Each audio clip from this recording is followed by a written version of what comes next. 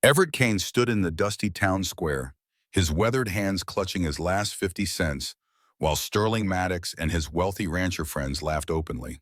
The coins felt warm against his calloused palm, not enough for a decent meal, yet he'd just spent them on a dilapidated barn that looked ready to collapse with the next strong wind. "Some men just don't know their place," Sterling said, loud enough for all to hear his voice carrying across the square, "or the difference between trash and treasure." The auctioneer's hammer had fallen just moments ago, confirming the sale that had turned Everett into an object of ridicule.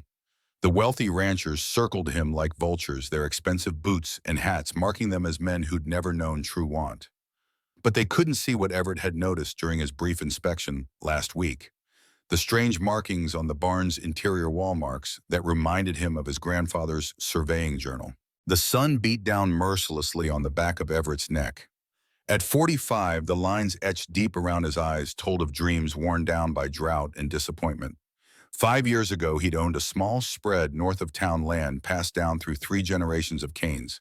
But when the drought came, Sterling Maddox controlled the water. Prices rose beyond reason, and Everett, like so many others, had watched his cattle die of thirst while his debts mounted. Now all he had left was his grandfather's leather surveyor's journal and 50 cents less in his pocket. Yet for the first time in years, something like hope stirred in his chest. "Hope you enjoy your pile of rotting wood, Kane," Sterling called as he mounted his stallion. "Though I suspect you'll be looking to sell it back before the week's out. Might even give you 30 cents for it when you come begging." Everett said nothing, just watched them ride away in a cloud of dust that settled on his already dirty boots. The crowd dispersed, leaving him alone with the rusty key the auctioneer had pressed into his palm, along with a look of pity. The land around him was parched, the drought entering its third year. Once prosperous farms had been abandoned, their owners broken by debt and thirst. Only Sterling Maddox's spread remained lush and green, his cattle fat, while others starved. The source of his prosperity was a mystery that had made him the most powerful man in the territory, and the most feared. The walk to the barn took Everett half an hour, his boots kicking up dust with each step. From a distance, the structure looked even worse than he remembered. Weathered boards hanging at odd angles, roof partially collapsed on one side. But as he approached, he noticed how the damage seemed almost deliberate, as if someone had tried to make the barn appear worthless while preserving its core structure. The key turned with surprising ease in the lock. Inside, away from prying eyes, Everett ran his hands along solid oak beams that belied the barn's exterior appearance.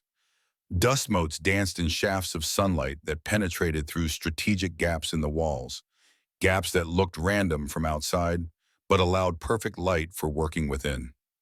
"Smart," Everett murmured, remembering his grandfather's lessons. "Make what's valuable look worthless to those who'd steal it." His grandfather, Samuel Kane, had been a territorial surveyor for 30 years, respected for his uncanny ability to find water in the driest landscapes. As a boy, Everett had followed him across 3 territories, learning to read the subtle signs of underground streams and pressure points that most men missed. "The land speaks to those who know how to listen," his grandfather would say, his leathery hand guiding Everett's smaller one across strange markings in his journal. That's a language most men have forgotten. Now in the barn's cool interior, Everett spotted what others had missed: faint symbols carved into the support beams and back wall. Not random scratches, but deliberate marks that matched the ones in his grandfather's journal. Surveyor's marks indicating direction, depth, and water quality. Everett's heart quickened as he pulled the worn journal from his satchel, pages yellowed with age and use. He traced the symbols with his finger, comparing them to the ones before him. They matched perfectly, his grandfather's distinctive style that few would recognize. As the afternoon light faded, Everett lit a small lantern and continued his examination. The marks formed a pattern, one that suggested something of immense value hidden beneath the seemingly worthless structure. But deciphering their full meaning would take time and knowledge he wasn't sure he still possessed. The creak of a floorboard behind him made Everett whirl around, nearly dropping the lantern. A shotgun barrel gleamed in the dim light, pointed squarely at his chest. "Step away from that wall," came a gruff voice. "Nice and slow." Everett raised his hands, the journal still clutched in one. "I own this barn, bought it fair at auction today."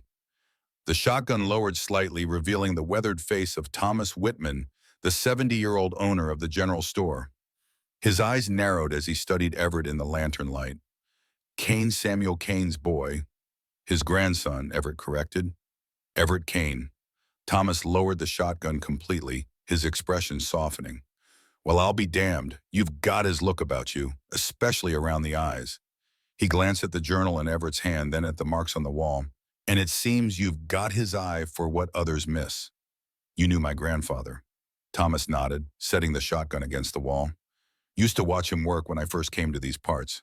Man could find water where the devil himself would die of thirst. He looked around the barn with new appreciation.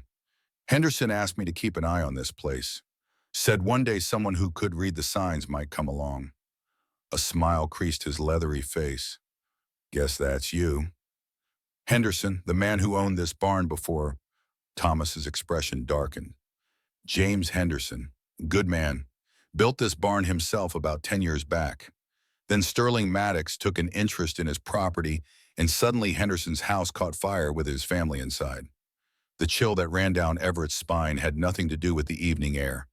They got out just in time, but the fire marshal, one of Sterling's men, hinted that it might not have been an accident, that Henderson might have been responsible. Facing arson charges, Henderson sold everything to Sterling for pennies and left the territory. Thomas gestured around the barn. Except this place. This he sold to the widow Carson for $1 with strict instructions. She held on to it until she died last month. Everett looked back at the wall markings with new understanding. Henderson knew something was here, something valuable. Thomas stepped closer, his voice dropping.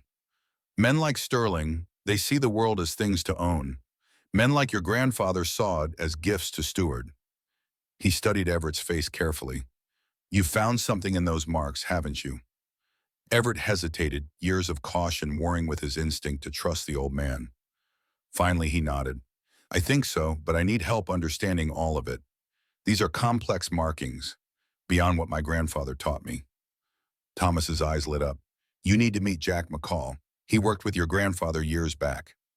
Best surveyor in 3 territories next to Samuel himself. McCall's still alive, still here. Oh, he's alive, all right. Sterling made sure he'd never leave this territory or survey another acre of land for anyone but him. The night had deepened by the time they reached Jack McCall's modest house at the edge of town. A single lamp burned in the window, casting a warm glow against the darkness. Thomas knocked a particular pattern, and the door was opened by a woman in her late 30s, her intelligent eyes immediately assessing the men on her porch. Evening, Violet, Thomas said. Got someone your father needs to meet. The woman, Violet, glanced at Everett with undisguised suspicion. It's late, Thomas. Father needs his rest. Trust me, child. He'll want to meet Samuel Kane's grandson. Something flickered in Violet's eyes. Recognition, perhaps even a touch of awe, quickly replaced by practiced caution. Wait here. She disappeared inside, returning moments later. Come in, but keep your voices down. The front room was simple, but meticulously kept shelves lined with books, unusual for a frontier home. Jack McCall sat in a wheelchair by the fire, a blanket covering his useless legs. Despite his disability, he radiated an intensity that belied his 60-odd years. His eyes sharp and clear, fixed on Everett with immediate interest. So Samuel's boy finally came back, he said, his voice stronger than his frail appearance suggested. You've got your grandfather's eyes, the way you study things before speaking. Everett stepped forward, extending his hand. You knew him well. 15 years we worked together before this territory was even properly mapped. Jack gestured to his wheelchair. Before Sterling Maddox decided I was more valuable confined to his service. What happened? Jack's smile was bitter. Official story, tragic accident. Horse spooked, threw me down a ravine. Reality, I refused to falsify water survey reports for Sterling. Next day, my saddle strap mysteriously failed while I was checking boundary markers on a cliff edge. He looked up at Everett. Your grandfather left the territory after that. Said he wouldn't work where honest men weren't safe. Violet returned with coffee, her movements efficient but graceful. Everett noticed the calluses on her hands. Not a woman who shied from work despite her educated manner of speaking. My daughter, Jack said with evident pride, got her schooling back east. Could have stayed there teaching children of privilege. Came back when this happened.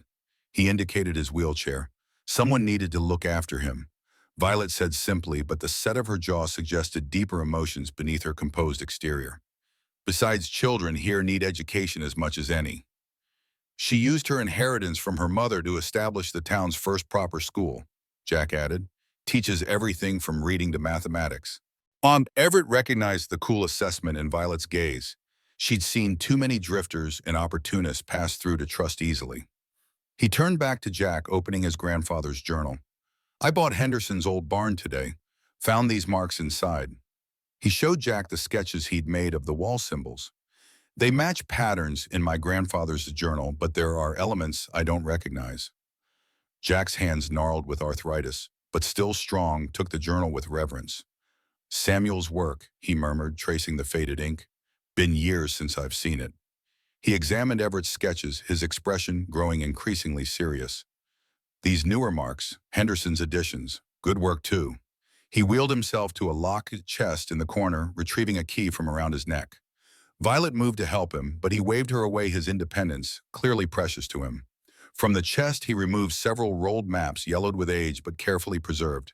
Your grandfather and I found something that could change everything in this territory, Jack said, spreading the maps across the table. Henderson was helping us document it properly when Sterling intervened.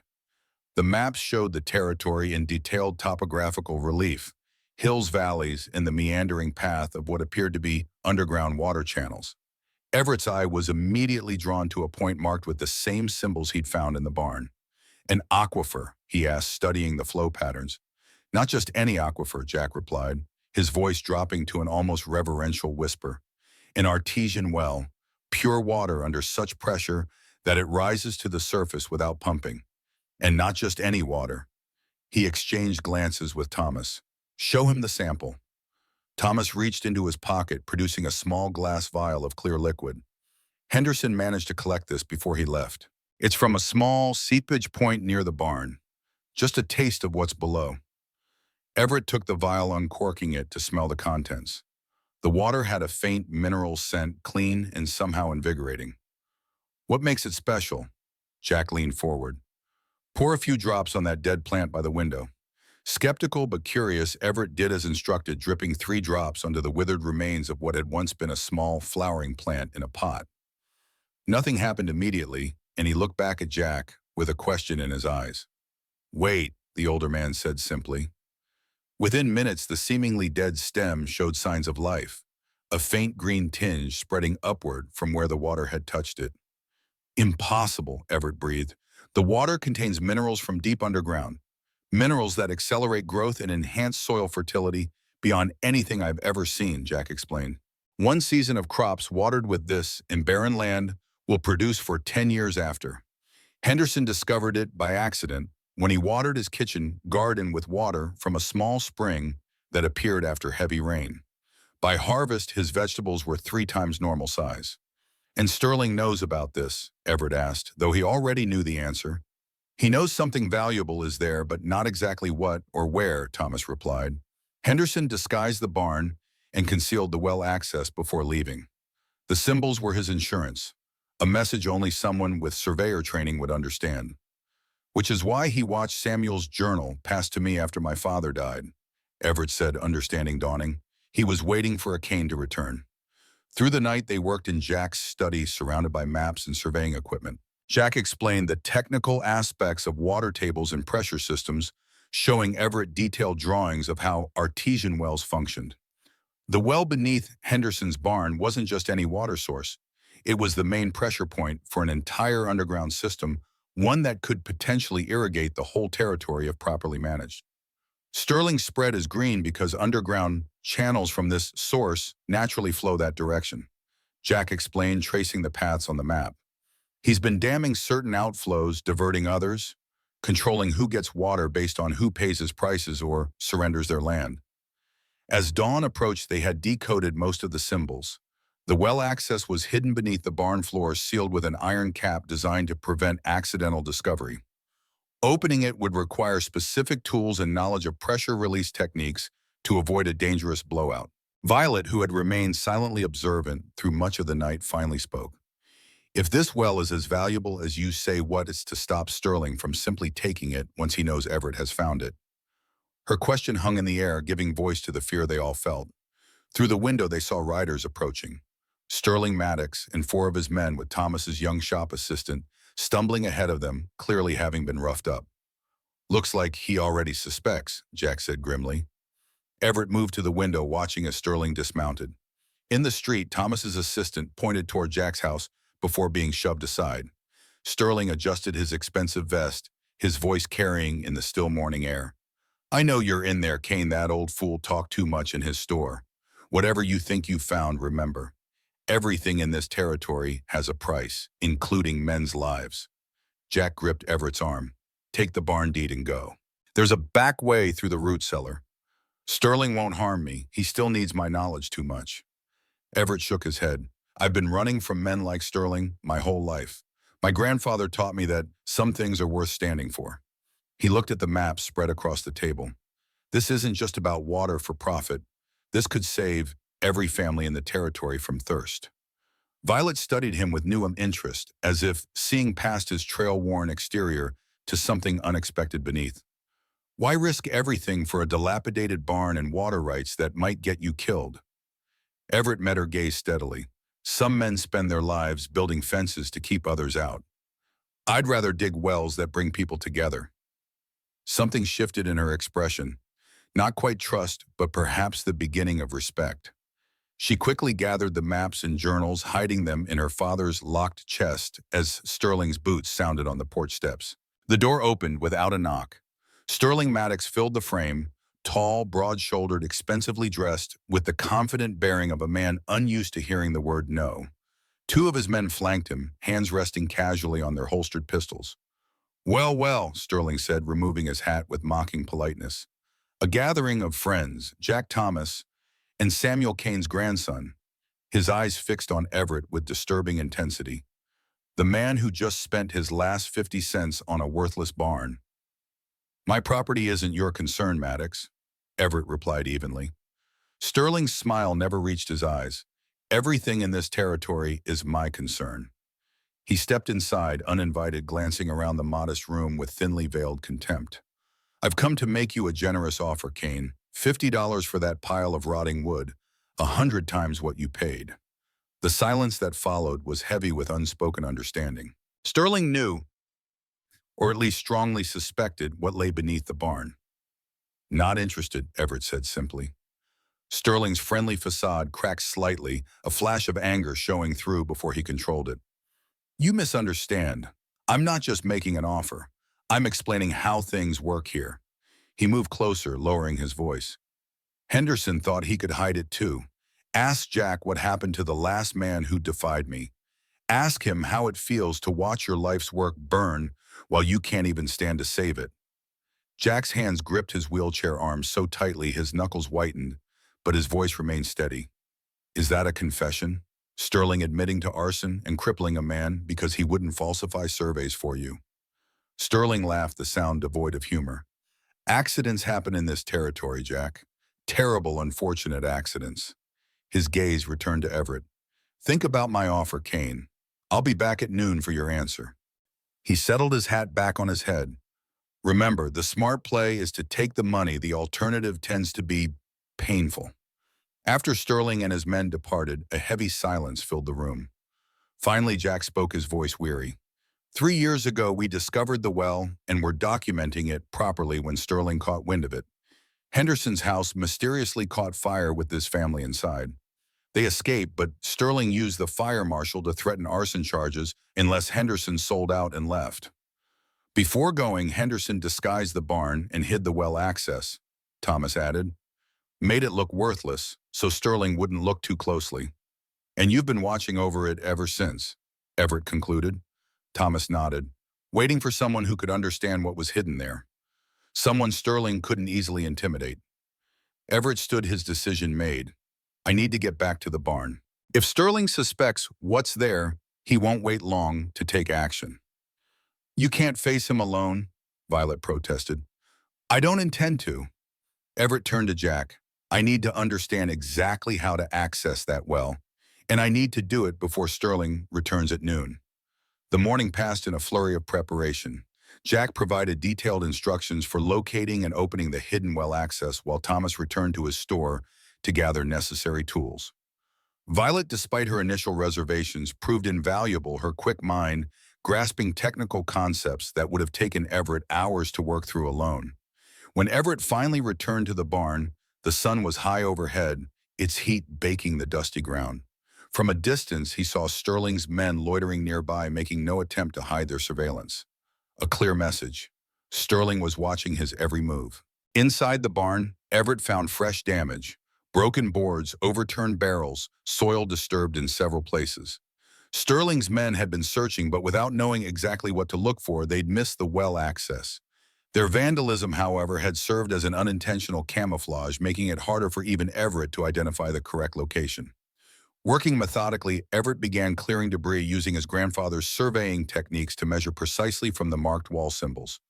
The position had to be exact, off by even a foot, and he might never find the access point.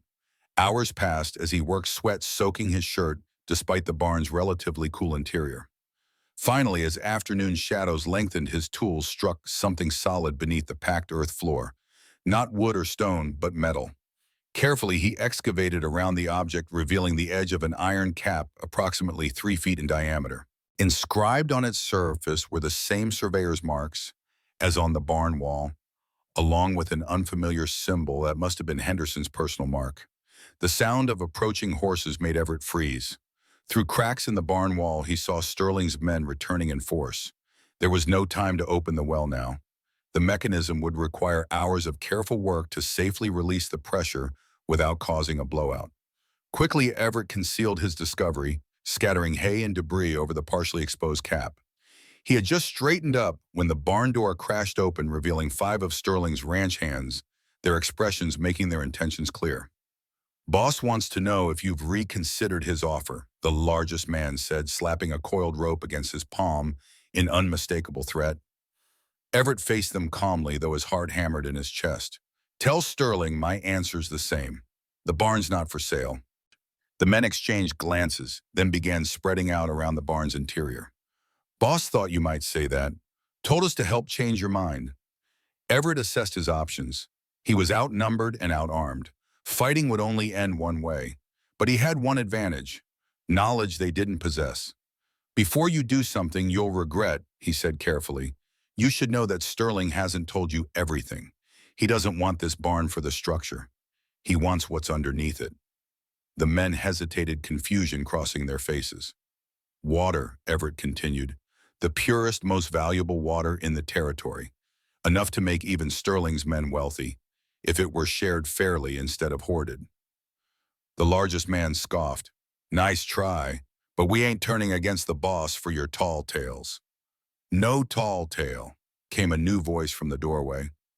Violet McCalls stood there, her father's old shotgun held with comfortable familiarity. Behind her were several townspeople, including Thomas and 3 small ranchers whose properties bordered Sterling's. "I've seen proof of the water myself. My father helped discover it years ago before Sterling had him crippled for refusing to keep it secret." The standoff stretched for a tense moment, neither side willing to back down.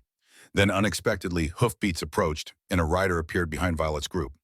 The man dismounted quickly, one of Sterling's own ranch hands, a Mexican man named Diego Martinez, whose family had farmed in the territory for generations before Sterling's arrival. "They're telling the truth," Diego said, addressing his fellow workers. "I've suspected for years that Sterling was controlling water somehow. My grandfather's land dried up the same year Sterling's southern pastures suddenly became fertile. It wasn't natural."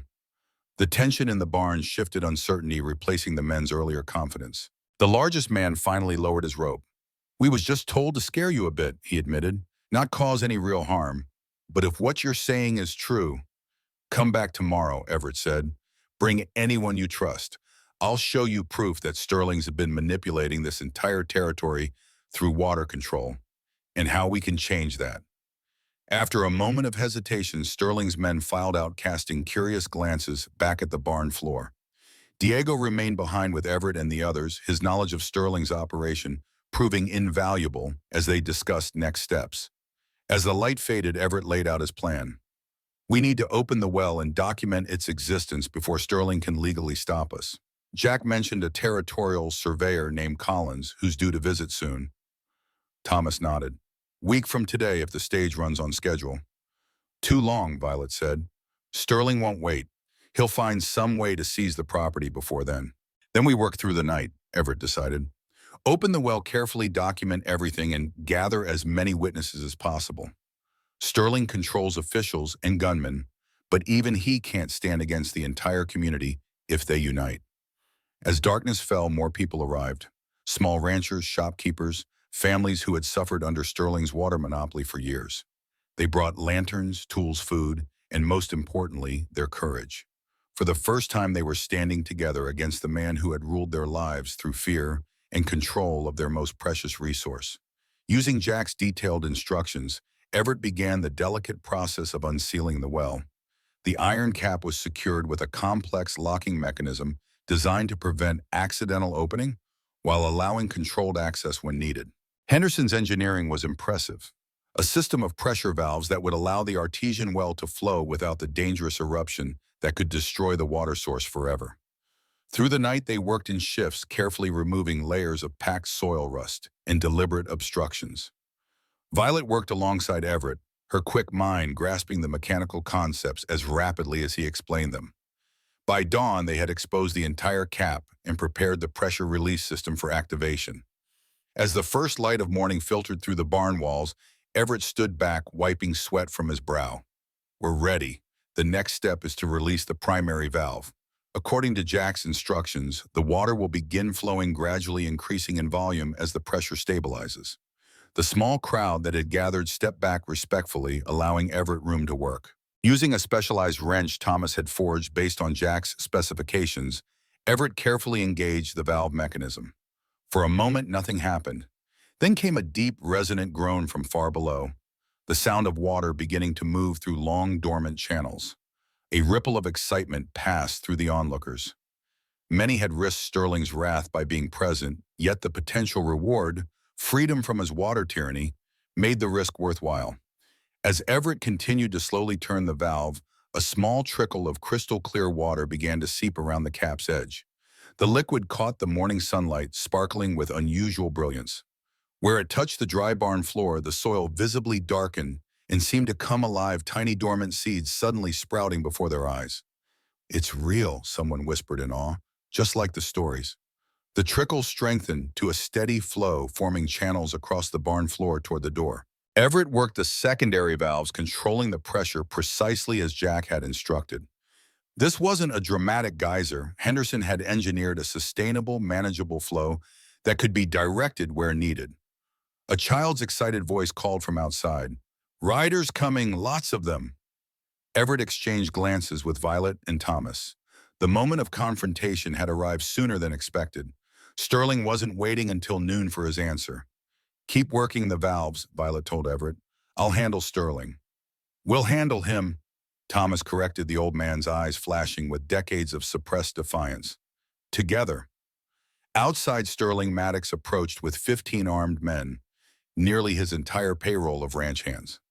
His face darkened with fury when he saw the crowd gathered around Everett's barn, and the water now flowing freely from the doorway in a gleaming stream that cut through the dusty ground like liquid silver. "What the hell do you think you're doing, Kane?" Sterling demanded, dismounting with fluid grace despite his anger. "This is private property. My property as of this morning." He produced a document with an official-looking seal. "Bill of sale from 20 years ago showing this parcel was originally part of my land grant. Your so-called purchase was invalid. This barn and everything beneath it belongs to me." Everett emerged from the barn, his clothes soaked from working the well valves, but his expression resolute. "Interesting timing on finding that document, Sterling, especially since the Territorial Records Office burned down 3 years ago." He nodded toward the flowing water. "Convenient how often things burn when you want them to." Sterling's face flushed. "I've had enough of your accusations." "Marshal," he turned to a nervous-looking man wearing a tarnished badge. "Arrest this man for trespassing and water theft." The marshal hesitated, looking at the growing crowd of townspeople. For years, he had followed Sterling's orders without question, but something had shifted. The community that had lived in fear was finding its courage standing together rather than alone. "I'm not sure that's the right course, Mr. Maddox," the marshal said carefully. "Seems there's some dispute about ownership that needs proper settling." Sterling's control slipped further, his carefully cultivated image of reasonable authority cracking under pressure. "There is no dispute. I have the documents right here." "Forged documents," came a new voice. Jack McCall had arrived, wheeled to the scene in his chair by Diego Martinez. In his lap rested a leather portfolio. "I have the original territorial surveys bearing the seal of the governor himself. This land was deeded to James Henderson free and clear. His sale to Widow Carson and her sale to Everett Kane are all legally binding." The crowd parted respectfully for Jack, many removing their hats in his presence. Despite his disability, his reputation as an honest surveyor still commanded immense respect. Sterling sneered. "The ravings of a cripple with a grudge. Those papers could be as forged as you claim mine are." "That's for a proper judge to determine," said another newcomer, a thin man in travel-stained clothes who had arrived unnoticed during the confrontation. "Territorial Surveyor Collins, at your service." He presented official credentials that made Sterling's face pale slightly. "I was scheduled to arrive next week, but reports of water rights disputes in this region led me to expedite my journey." Collins surveyed the scene with professional interest. The flowing water, the gathered community, Sterling's armed men, creating an implicit threat. "I see I arrived just in time. This appears to be exactly the sort of situation I was sent to investigate." Sterling struggled to regain his composure. "This is a simple property dispute, Surveyor Collins. Nothing that requires territorial intervention." "On the contrary," Collins replied, approaching the stream of water that now extended well beyond the barn, following natural contours in the land. He knelt, examining its clarity and testing it between his fingers. "Artesian wells of this quality are specifically protected under territorial law. Their discovery must be properly documented and their use regulated for the common good." He stood facing Sterling directly. "Particularly when evidence suggests deliberate manipulation of water resources to the detriment of surrounding properties." He gestured toward the small ranchers in the crowd. "I've reviewed historical rainfall and crop production records for this territory. The pattern of prosperous and failing properties defies natural explanation unless someone has been deliberately controlling water access." Sterling's hand drifted toward his gun, a motion not lost on the crowd or Collins. The territorial surveyor continued calmly. "I should mention that I also carry the authority of a federal marshal in matters of water rights. Any interference with my investigation would have serious consequences." The standoff had reached its critical point. Sterling's men looked uncertainly between their employer and the growing crowd of townspeople. The water continued to flow from the barn, its path widening as it soaked into the parched earth, already causing dormant grass seeds to show green against the brown soil. Everett stepped forward, standing beside Violet and Jack, facing Sterling across the flowing water that now symbolically divided them. "This water doesn't belong to any one person, Sterling. Not you, not me. It belongs to the land and the people who work it honestly." The larger of Sterling's men, the one who had threatened Everett the day before, suddenly dismounted. "He's right, boss. My families have been dying of thirst while our crops fail, yet you've never lacked for water." He looked at the flowing stream with wonder. "If this has been under our feet all along." One by one, other ranch hands dismounted, stepping away from Sterling's side. The power that had seemed so absolute just days ago was dissolving before their eyes, built as it was on manipulation and fear, rather than genuine loyalty. Sterling, seeing his support crumbling, made a desperate move. Drawing his pistol with practiced speed, he aimed not at Everett or Collins, but at the exposed well mechanism visible inside the barn. "If I can't have it, no one will. That well will be destroyed before I let it ruin everything I've built." Before he could fire, Diego Martinez tackled him from behind, having circled around during the confrontation. The gun discharged harmlessly into the air as both men fell to the ground. Sterling's carefully maintained dignity vanishing in an instant as he thrashed and cursed. Marshal Collins quickly took control, disarming Sterling and placing him under arrest, not just for the attempted destruction of the well, but for years of water rights violations that had inflicted suffering across the territory. As Sterling was led away, the gathered community turned their attention back to the flowing water, which had already created a stream extending several hundred yards from the barn, following natural contours in the land. Everywhere it touched, the soil responded with immediate signs of life. Dormant seeds germinating, withered plants showing new green growth. Surveyor Collins examined the well mechanism with professional admiration. Extraordinary engineering. Henderson designed this for sustainable flow that could last generations if properly maintained. He turned to Everett. Mr. Kane, as the legal owner of this discovery, you have certain rights under territorial law.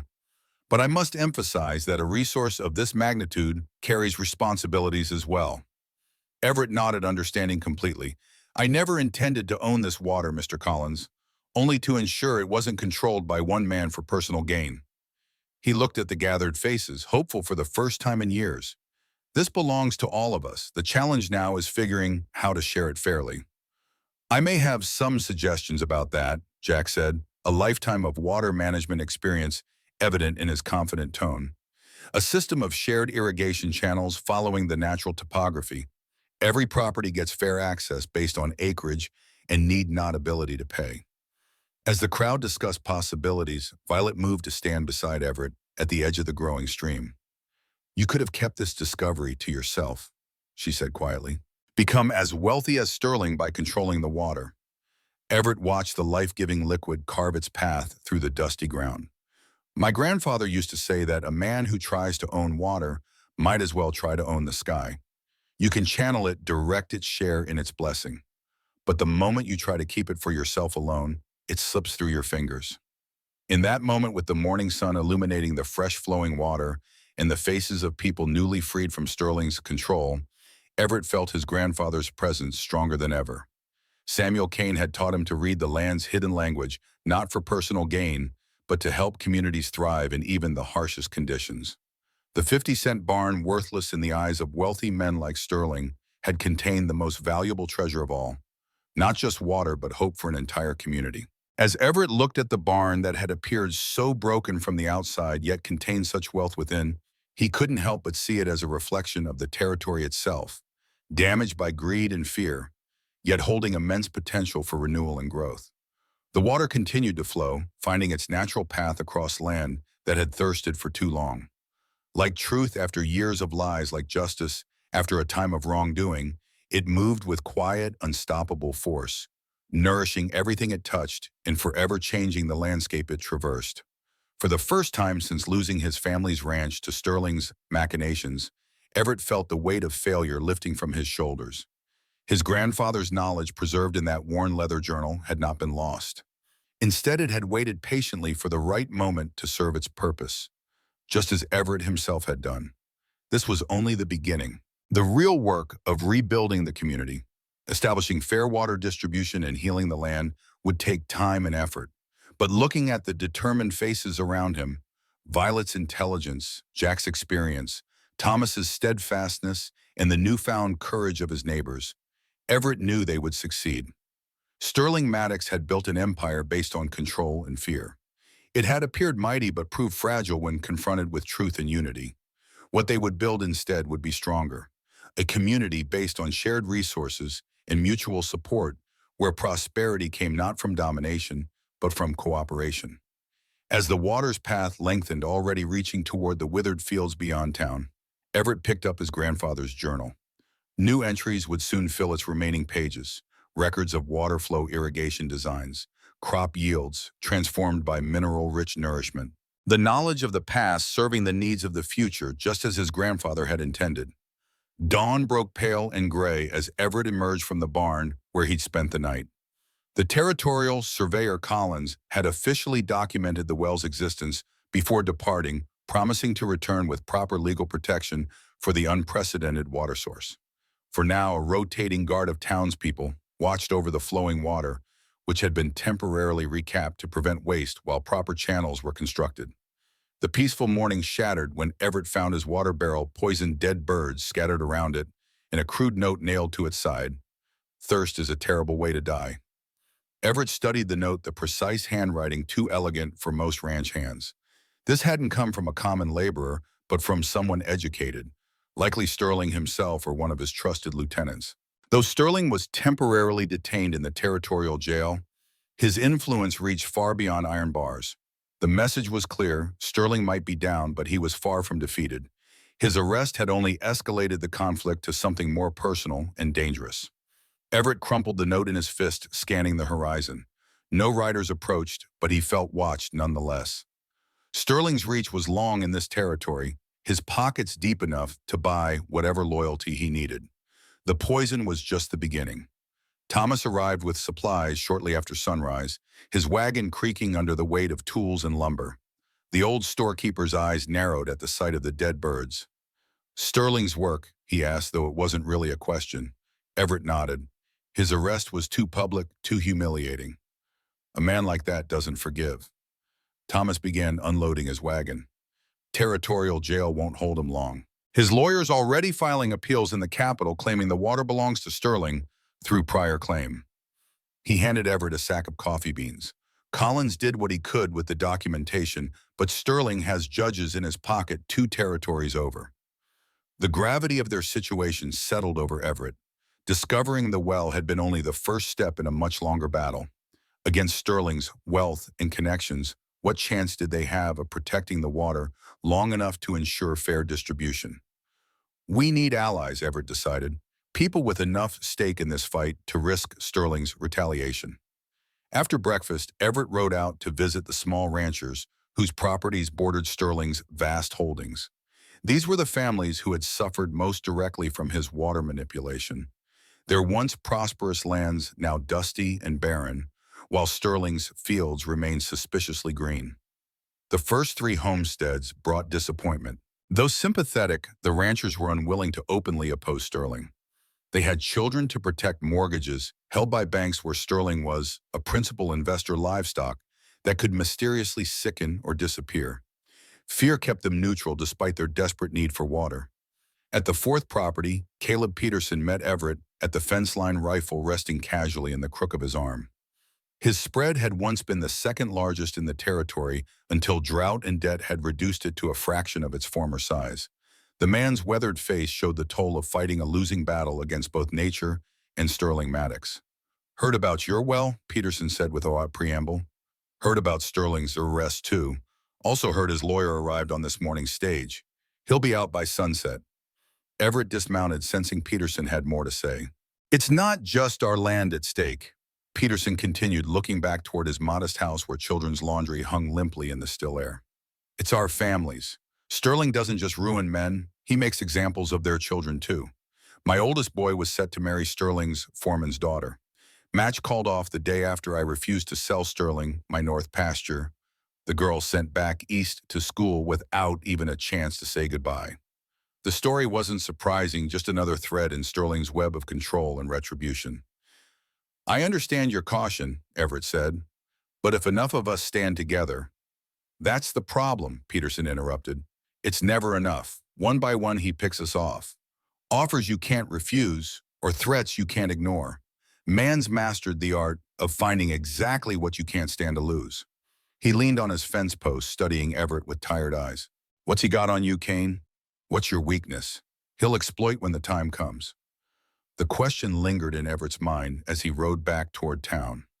Unlike many in the territory, he had already lost everything of value to Sterling's machinations. His family land was gone, his possessions few enough to carry in saddlebags. All he had left was the barn, the well, and his grandfather's legacy of knowledge. Yet even as he considered his apparent lack of vulnerability, Everett recognized new attachments forming. To Jack McCall's wisdom, to Thomas's steadfast loyalty, to the cautious respect in Violet's eyes when she'd worked alongside him.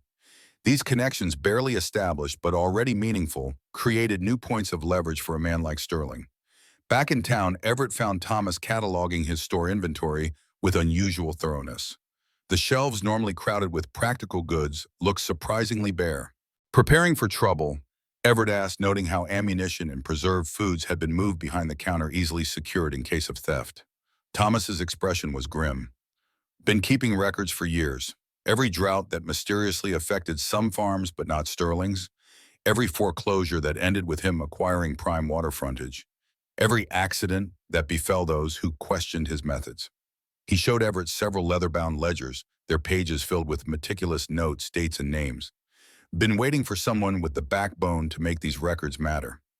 Everett leafed through the books, recognizing the pattern of Sterling's expansion across the territory. Not random acquisitions, but a systematic control of key water access points. The well beneath Everett's barn wasn't just valuable in itself, it was the missing piece in Sterling's water monopoly. "Does Jack know about these records?" Everett asked. Thomas nodded. He contributed plenty to them, especially the surveying details. Sterling never realized Jack was documenting everything while working under duress. The bell above the store door jingled as Violet entered her normally composed features, tense with urgency. "Sterling's been released," she announced without preamble.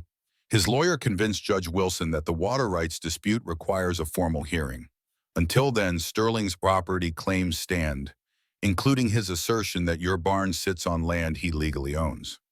"That's impossible," Thomas protested. "Collins documented Everett's clear title yesterday. Apparently, Sterling produced newly discovered documents showing the original property line was misdrawn." Violet's voice dripped with contempt for the obvious fraud. "The hearing is set for 3 weeks from now in the territorial capital. Until then, the marshals have been ordered not to interfere with Sterling's legitimate business interests." Awesome. The implications were clear. Sterling would use those 3 weeks to seize control of the well by any means necessary, legal or otherwise. By the time the hearing occurred, it might be too late. "We need to understand exactly what we're protecting," Everett decided. "Not just the well, but the entire underground system." Using his grandfather's surveying tools, Everett spent the next 2 days mapping the likely underground water channels flowing from the well.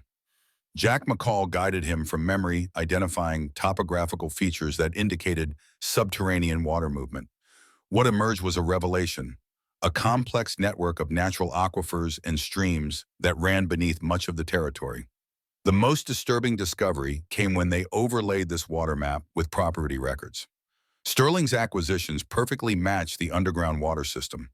Wherever a natural channel surfaced, Sterling had acquired the land, often through suspicious foreclosures or pressure sales. "He's been damming and controlling the natural flow," Jack explained, as they studied the completed map in his modest home, diverting water to his own properties while cutting off others.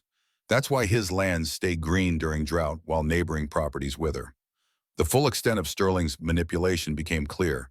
It wasn't just about owning water, but controlling who had access to it, creating artificial scarcity that drove desperate ranchers into bankruptcy, allowing him to acquire their land at pennies on the dollar. "The well is the master key to this entire system." Jack continued, his finger tracing the map's central point where Everett's barn stood. "Control the pressure there, and you control water flow throughout the territory. That's why he's so desperate to seize it, and why we must protect it at all costs." Evening brought a council of their small resistance: Everett, Jack, Thomas, Violet, and Diego Martinez, who had become their eyes and ears among Sterling's men since the confrontation at the well. Diego reported disturbing news. "Sterling's bringing in professional gunmen from outside the territory," he said, his voice low despite the privacy of Jack's study. 3 arrived on today's stage from Denver. More expected tomorrow.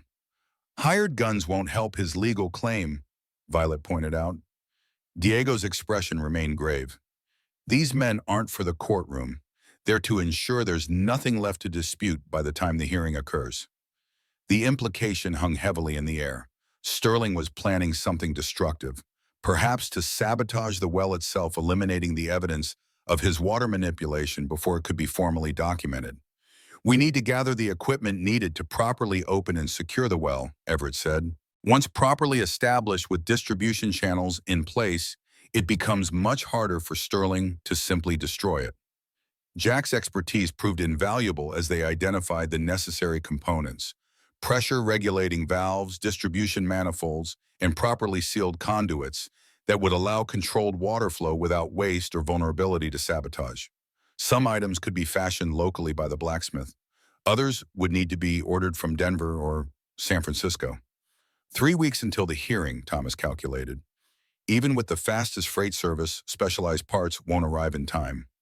"Then we work with what we have," Everett decided. "Jack, can you adapt existing equipment to create a temporary but secure system?" Jack nodded thoughtfully. Won't be pretty, but frontier ingenuity has solved bigger problems. We'll need every mechanical part from the old mill irrigation pipes from Henderson's abandoned fields and all the copper tubing from Thomas's store. As they worked to gather these materials, Everett noticed Violet's intense focus on Henderson's partial drawings of the well mechanism. Despite having no formal engineering training, she quickly grasped the functional principles, suggesting adaptations when original components weren't available. You have a remarkable mind for mechanical systems, Everett observed as they worked late into the night modifying irrigation gates to serve as pressure valves. Violet's hands continued their precise work with a length of copper pipe. My father taught me to read technical drawings before children's books, said understanding how things work matters more than social graces for a woman in the territories. A rare smile softened her features. Scandalized my mother's Boston family, but served me well out here. The next morning brought crisis when the blacksmith's forge was found wrecked, essential tools missing or damaged beyond repair. The man himself sported a badly bruised face and refused to meet Everett's eyes. "Can't help you," he muttered, staring at the ground. Got family to think about. Similar scenes played out across town as Sterling systematically eliminated potential allies. The freight office suddenly lost Everett's order for mechanical parts. The lumber mill couldn't spare materials for irrigation channels despite stacks of cut timber clearly visible in their yard. One by one, businesses and individuals who had initially supported the well project withdrew, their courage evaporating in the face of Sterling's renewed threat. Returning to the barn after another failed attempt to secure materials, Everett found Jack alone working on adapted valve designs with stubborn determination despite the setbacks. "Sterling's cutting us off," Everett said, frustration evident in his voice. "No one will openly support us now." Jack looked up from his drawings, his weathered face showing not defeat but calm resolve. Expected nothing less. Men like Sterling depend on isolation to maintain control, divide potential opposition, then conquer them individually. "What do we do when we can't get the materials we need? When people we counted on turn away?" Jack's response carried the weight of hard-earned wisdom. "We adapt. Frontier living teaches one lesson above all others.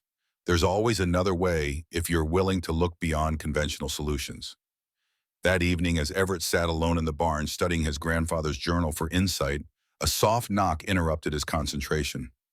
Opening the door cautiously, he found a cloaked figure standing in the shadows. "May I come in?" The voice was female, refined yet hesitant. Everett stepped aside, allowing the visitor entry. She lowered her hood, revealing a face that might once have been beautiful, before grief and hardship etched permanent lines around her eyes and mouth. Though they had never met, Everett immediately recognized her from Thomas's description. "Mrs. Henderson," he said softly. Sarah Henderson nodded, glancing nervously toward the door. "I cannot stay long. If Sterling discovers I've returned to the territory, my family will suffer further repercussions." She reached into her cloak, withdrawing a small leather case. "These belong to my husband, his final designs for the well mechanism and documentation of the water's properties." Her hands trembled slightly as she passed the case to Everett. "James always said this water wasn't just about irrigation. The minerals change the land forever. One season with that water and barren soil bears fruit for 10 years after." Everett opened the case, finding detailed technical drawings far more sophisticated than the partial plans they had been working from. Also included was a small journal containing chemical analyses of the water and documented effects on various crops and soil types. "Why didn't your husband fight harder to protect this discovery?" Everett asked the question that had troubled him from the beginning. Sarah's expression darkened. "The night our home burned, my children were trapped upstairs. As James fought to reach them, Sterling's men held him back just long enough to ensure maximum terror. We all escaped, but the message was clear. Next time Sterling wouldn't allow a rescue." Her voice hardened with suppressed rage. "James surrendered the land to save our children, but he hid the well, believing someday someone would come who could stand against Sterling where we could not." The full cruelty of Sterling's methods crystallized in that moment. The man didn't just threaten property or livelihood, but wielded fear for loved ones as his most effective weapon. "I'm sorry for what your family endured," Everett said, understanding now why Henderson had fled rather than fight. "Don't be sorry. Be successful where we couldn't be." Sarah pulled her cloak tighter. Sterling believes power comes from taking what others need. Prove that true strength lies in sharing what everyone deserves. After she departed, Everett studied Henderson's designs late into the night. The technical precision was impressive. Henderson had been both an engineer and a visionary, creating not just a well access, but an entire water management system designed for equitable distribution across the territory. The challenge remained implementation with limited materials and dwindling support. Sterling's isolation strategy was working. Fewer townspeople visited the barn each day, and those who did came furtively, glancing over their shoulders, as if expecting punishment for the mere act of conversation with Everett. The next morning brought disaster. Everett arrived at the small cabin he'd been renting to find it engulfed in flames, his few possessions destroyed. The message was unmistakable. Sterling was escalating from threats to action. As Everett watched the cabin burn, Violet approached, her expression grim. "They've targeted the school too." She handed him an official-looking document. Notice of closure for code violations. Violations that didn't exist during last month's inspection. The pattern was clear: systematic elimination of any stability or support for those who opposed Sterling. The school closure wasn't just punishment for Violet's involvement. It was calculated destruction of community infrastructure that bound people together. When they brought this news to Jack's home, they found the older man sitting by the window, a letter clutched in his gnarled hands. "My medication," he said without preamble. "The monthly shipment from Chicago. Station master says it was never loaded on the train." He looked up, his eyes reflecting not fear, but weary recognition. Without it, the pain becomes difficult to manage. Thomas arrived shortly after, his own troubling news adding to the gathering storm. "Sterling's men are spreading rumors that the well water is poisonous, causes cattle to sicken and crops to fail. Nonsense, of course, but fear spreads faster than truth." The systematic assault continued throughout the week.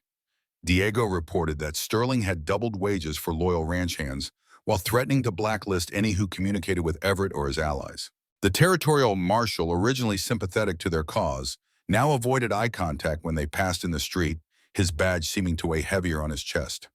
The community was fracturing under pressure, exactly as Sterling had planned.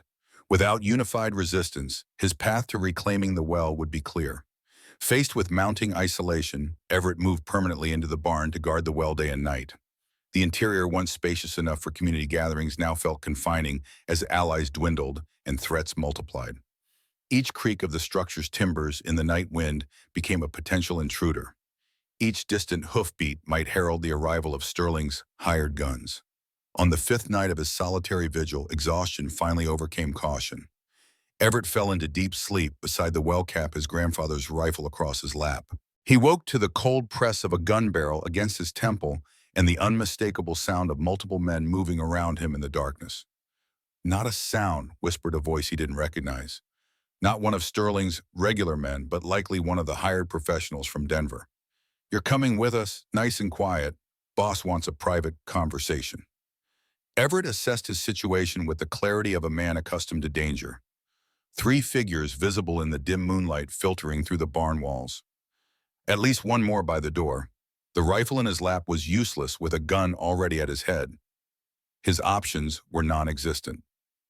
"Get up, slow," ordered the gunman.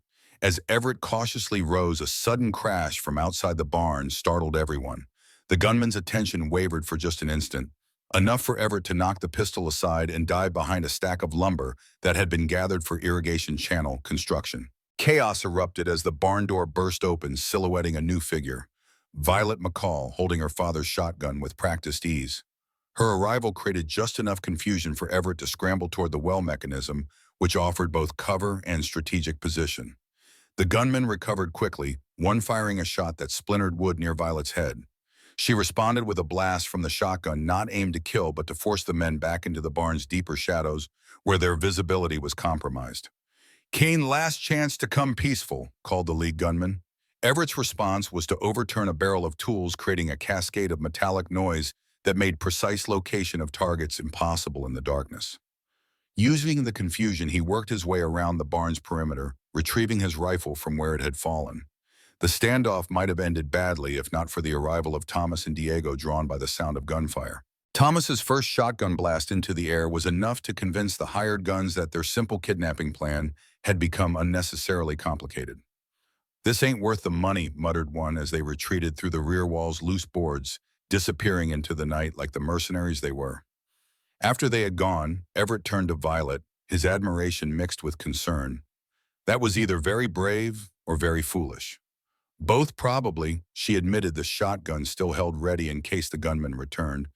"I was bringing supplies and saw their horses hidden in the creek bed. Figured they weren't paying a social call." Thomas secured the barn doors while Diego checked the perimeter for any remaining threats. When they were certain the danger had passed, Violet finally lowered the shotgun, her hands trembling slightly now that adrenaline was fading. "They'll be back," she said, "with more men next time." Everett nodded grimly. "Sterling's done with subtle pressure. He's moving to direct action." The failed kidnapping marked a turning point. If 4 people could barely defend the barn against Sterling's hired guns, how could they possibly protect it long-term? More importantly, the attack demonstrated that Sterling was willing to escalate to violence against persons, not just property. The following morning brought unexpected hope in the form of visitors. 3 small ranchers, including Caleb Peterson, their expressions suggesting they had reached difficult decisions. "Heard about the trouble last night," Peterson said without preamble. "Word travels fast." Everett nodded cautiously, uncertain whether these men came as potential allies or to distance themselves further from his increasingly dangerous stand against Sterling. "Sterling's men came to my place yesterday," Peterson continued, "offered to buy my remaining acreage for twice market value. Said it was a goodwill gesture to show there were no hard feelings about past disputes." "Generous offer," Everett commented, waiting for the other shoe to drop. Peterson's weathered face hardened. "Too generous. Got me thinking about why that land, my driest, least productive section, would suddenly be worth so much to him." He gestured to his companions. "We all got similar offers, all for seemingly worthless parcels." Understanding dawned. "They're all along the underground water channels." "Exactly. Sterling's trying to quietly secure every access point to this water system before the hearing. If he controls all possible surface access, ownership of the main well becomes almost irrelevant. He'll still control distribution." This new strategy revealed Sterling's adaptability. If he couldn't seize the well directly, he would control everything around it, rendering Everett's ownership meaningless. "Did you take his offer?" Everett asked. Peterson exchanged glances with his companions. "That's why we're here. We're tired of being manipulated. Sterling's played us against each other for years, offering water to some while denying it to others, keeping us too desperate and divided to stand together." The ranchers had not come to surrender, but to join forces, bringing crucial information about Sterling's expanded land purchases and the movements of his hired guns. More importantly, they brought a growing willingness to risk open opposition, the first crack in the wall of fear Sterling had built around the community. This nascent alliance faced immediate challenges. While the ranchers were willing to stand with Everett, they couldn't spare men to guard the barn continuously. Their properties and families required protection, especially now that they had openly defied Sterling. The resistance remained dangerously thin against Sterling's well-funded operation. That evening, as they gathered at Jack's home to strategize, the sound of approaching horses put everyone on alert. Diego peered through the curtains, then relaxed slightly. "It's Collins," he reported, "the territorial surveyor. Alone." Collins entered looking trail-worn and grim. He had spent the past week documenting water patterns throughout the region, building the case that would be presented at the hearing. His news was not encouraging. "Sterling's lawyer has filed motions to exclude most of my evidence," he explained. "Technical challenges to methodology, questions about chain of custody for documents. He's trying to ensure the hearing focuses solely on competing property deeds rather than the broader pattern of water manipulation." "Can he succeed?" Violet asked. Collins's expression was grave. "The judge assigned to the case owes his appointment to Sterling's political connections. I'm trying to have him recused, but..." He left the sentence unfinished, its conclusion obvious to all. The reality of their situation settled heavily over the room. Even with growing local support and Collins's official documentation, Sterling's influence reached into the very institutions that should provide justice. The legal battle might be lost before it began. "Then we focus on protecting the well until we can find another path," Everett decided. "The hearing is still our best hope, but we need to ensure the well remains operational and under our control until then. The immediate challenge was securing the barn against further intrusion. Peterson and his fellow ranchers provided additional lumber from their own supplies to reinforce walls and doors. Diego, with his knowledge of Sterling's security methods, identified vulnerabilities and suggested improvements. Through collective effort, the barn was gradually transformed into a defensible position. Throughout these preparations, Violet continued studying Henderson's technical designs, working with her father to develop a simplified distribution system that could be implemented with available materials. Her dedication was unwavering, despite the school closure that had cost her livelihood and purpose in the community. Late one night, as they worked by lamplight to modify irrigation valves, Everett finally asked the question that had lingered since their first meeting. "You could have stayed in the East after your education. Why return to a place with so few opportunities for someone with your knowledge?" Violet's hands paused in their precise work. "When my father was injured, the letters stopped coming for months. By the time I learned what had happened, he was already adapted to the wheelchair, insisting he needed no assistance." A smile touched her lips briefly. "He lied, of course, as proud men do. But I realized something important during those months of uncertainty. All my education meant nothing if I couldn't use it to help the people who matter most. And the school, that was your way of helping beyond your father." She nodded. "Education gives choices. Out here, children grow up believing their options are as limited as the horizon. I wanted to show them differently." Her expression hardened, which is precisely why Sterling ensured the school was closed. Ignorance serves his purposes better than knowledge. Their conversation was interrupted by a commotion outside. Shouts and the orange glow of flames reflected against the night sky. Rushing to the window, they witnessed a horrifying sight: Violet's schoolhouse engulfed in fire, the modest structure already collapsing as flames consumed its wooden frame. By the time they reached the scene, nothing could be saved. Books, desks, educational materials painstakingly accumulated over years, all reduced to ash and in embers. The territorial marshal stood helplessly nearby, unwilling to speculate on the fire's obvious criminal origin. Violet watched her life's work burn with remarkable composure, though Everett noticed how tightly her hands clenched at her sides. When she finally spoke, her voice carried not defeat, but steel, hard resolve. "I'm done living in fear of what Sterling might take. Let's see what happens when we start building something he can't burn down." The next morning, Violet arrived at the barn with a wagon containing her remaining possessions. Books saved from the fire, teaching materials kept at home, and personal belongings packed efficiently in 2 trunks. With quiet determination, she established herself in the barn's small storage room, converting it into both living quarters and a makeshift classroom. "What are you doing?" Everett asked, watching her arrange books on improvised shelves. "2 things Sterling fears most: education and public witnesses." She straightened a row of primers with precise movements. "My students and their parents will now have legitimate reason to visit this barn daily. Their presence makes further attacks more complicated for Sterling." It was a brilliant strategy. Within days, children began arriving for lessons in the barn's main area, their presence providing both protection through visibility and renewal of community connection that Sterling had worked so hard to sever. Parents who had avoided the barn out of fear now had purpose to visit, bringing with them gossip information and gradually offers of assistance. The schoolroom became the heart of resistance, not through militant action, but through the simple power of shared purpose.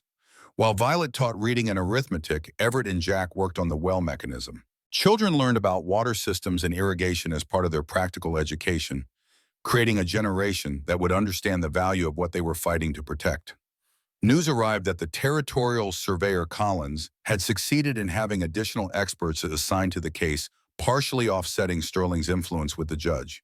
More importantly, the hearing date had been moved up, now just 10 days away rather than 3 weeks. "Sterling's lawyer fought the schedule change," Thomas reported, "suggests they wanted more time to undermine our position." The accelerated timeline created both opportunity and challenge. Less time for Sterling to execute his plans, but also less time to properly secure the well and gather supporting evidence. Every day became precious as they worked to establish the distribution system that would make the well's benefits visible to all. Progress came in small victories. The blacksmith, emboldened by growing community support, provided modified tools despite Sterling's threats. Several ranchers contributed irrigation pipes salvaged from abandoned properties. The well mechanism gradually took shape, not as elegant as Henderson's original design, but functional and increasingly secure. 7 days before the hearing, Diego arrived with critical intelligence. Sterling's getting desperate. He's ordered his men to prepare for what he's calling a decisive action 3 nights from now. No details shared, but they're gathering explosives from the mining camp up north. The implication was clear. Unable to seize control of the well legally or through intimidation, Sterling planned to destroy it completely. If the well was damaged beyond repair before the hearing, the case would become moot, regardless of legal ownership. "We need more defenders," Everett said, calculating the barn's vulnerabilities against a determined assault with explosives. "Peterson and his men can't leave their properties undefended. We're still too few." "Perhaps not," Violet suggested, her expression thoughtful. "Sterling's power has always depended on isolation, making each person believe they stand alone against him. But things have changed." That evening, as children departed from their lessons, Violet asked their parents to remain. What began as a small gathering grew as word spread through town.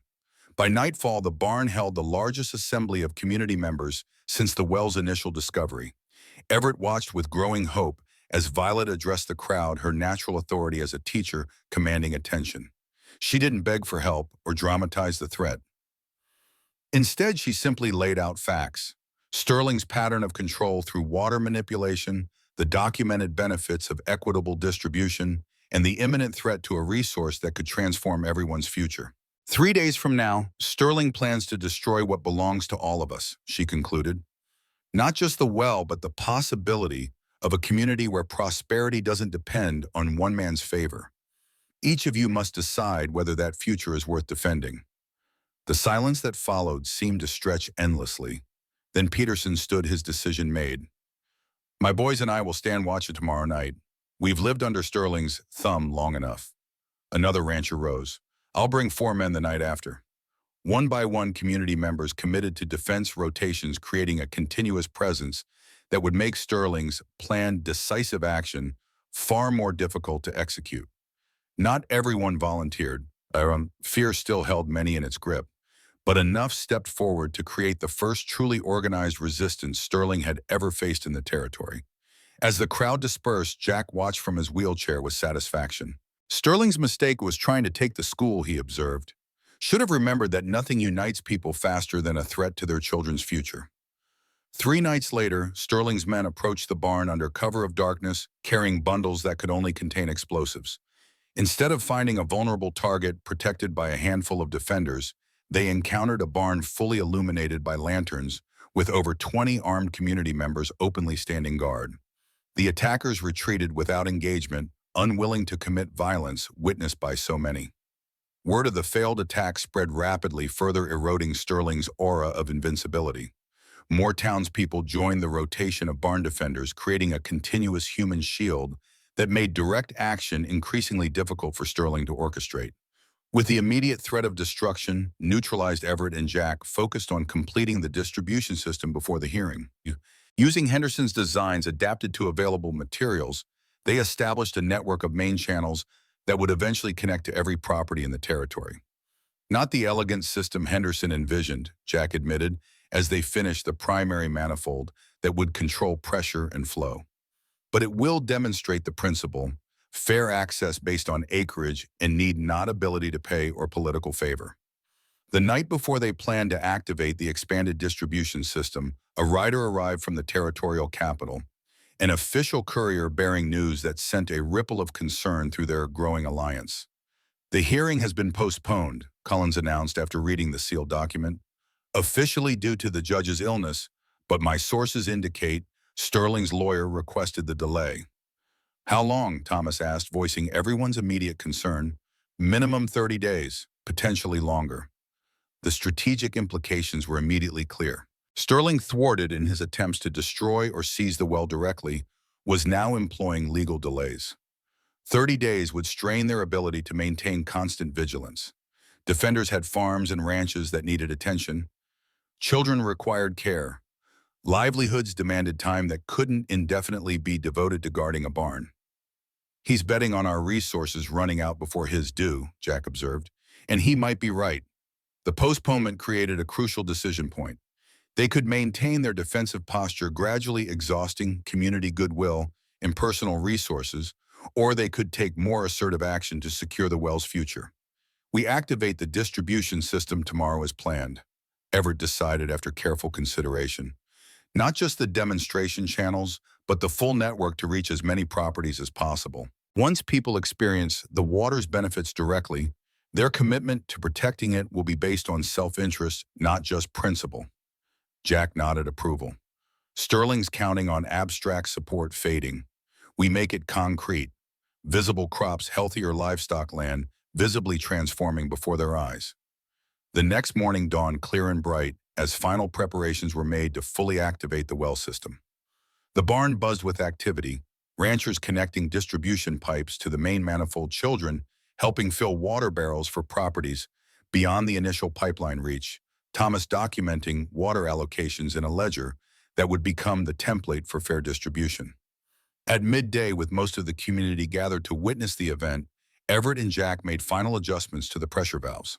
Water had been flowing in limited quantities since the well's discovery, but now they would open the system to its full potential, demonstrating the abundance that had been hidden beneath their feet for generations. "Ready?" Everett asked, his hand on the main control valve. Jack nodded, his weathered face showing the significance of this moment, the culmination of years of work, suffering, and sacrifice. Let it flow freely as it was meant to. As Everett turned the valve, the system came alive. Water surged through the manifold, finding its way into distribution channels that extended like veins from the barn's central heart. The assembled crowd watched in appreciative silence as crystal-clear liquid flowed toward fields that had thirsted for years. Where the mineral-rich water touched, change began immediately. Withered grass showing new vigor, dormant seeds responding to nourishment. Children ran alongside the flowing channels, their excitement echoing the adults' more restrained hope. By sunset, water had reached properties over a mile from the barn. Ranchers who had doubted the well's importance returned with reports of unprecedented soil response. Ground that had been hard-packed for years now absorbed moisture eagerly, as if awakening from long hibernation. As darkness fell, lanterns illuminated the barn, where so much had changed in so little time. What had begun as Everett's solitary stand against Sterling's power had become a community's reclamation of its future. The well wasn't just providing water, it was restoring connections between neighbors who had been isolated by fear and competition for scarce resources. Looking out over the gathering from the barn's entrance, Everett felt his grandfather's presence stronger than ever.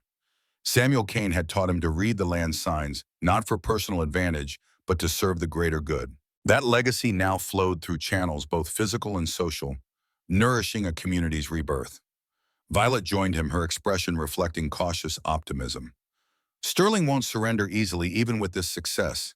The hearing delay gives him time to develop new strategies. Everett nodded, under no illusions about the challenges ahead. True, but it also gives this water time to transform more land, create more visible evidence of what's at stake. He gestured toward where children played near one of the distribution channels, their parents conversing with neighbors they had avoided for years due to water disputes. And it gives these connections time to strengthen. Sterling had built his empire on division, separate agreements, individual intimidation, isolated suffering. The flowing water was creating something he couldn't easily control, a community with shared interest in opposing his monopoly. The battle was far from over. Sterling's wealth, connections, and ruthlessness remained formidable advantages. The hearing postponement created new vulnerabilities and challenges for their resistance. Yet as Everett watched water flow toward previously barren fields, he recognized that something fundamental had shifted in the territory's balance of power. For the first time, hope wasn't just a private dream, but a public reality, visible in flowing channels and renewed soil, in children learning beside the well. Their futures would depend upon, and in the faces of people who had found courage through collective action rather than individual defiance. The water continued its patient journey across the landscape, following paths determined by gravity and need rather than wealth or influence. In its steady flow lay a powerful lesson: that resources fundamental to life belong not to those who claimed them first or defended them most aggressively, but to the entire community, whose survival and prosperity depended on their equitable distribution. As stars appeared above the barn that had once seemed worthless to all but Everett, The territory stood at a crossroads. Sterling's power, though dented, remained substantial. The legal battle loomed with uncertain outcome. Yet the ground beneath their feet was changing, literally and figuratively, as water found its rightful place in the ecosystem of both land and community. Everett's grandfather had taught him that water always reveals truth over time, wearing away false structures, finding hidden weaknesses, nourishing what deserves to grow while carrying away what doesn't belong. The 30-day postponement might serve Sterling's legal strategy, but it also gave water time to do what it had always done best: transform landscapes, both physical and human, through its patient, persistent flow. The morning sun cast long shadows across land transformed. 23 days had passed since the distribution system's activation, and the evidence of change was undeniable. Fields that had been dust now showed carpets of vibrant green. Orchards, once withering, displayed new growth. Livestock grew stronger on nourished pastures.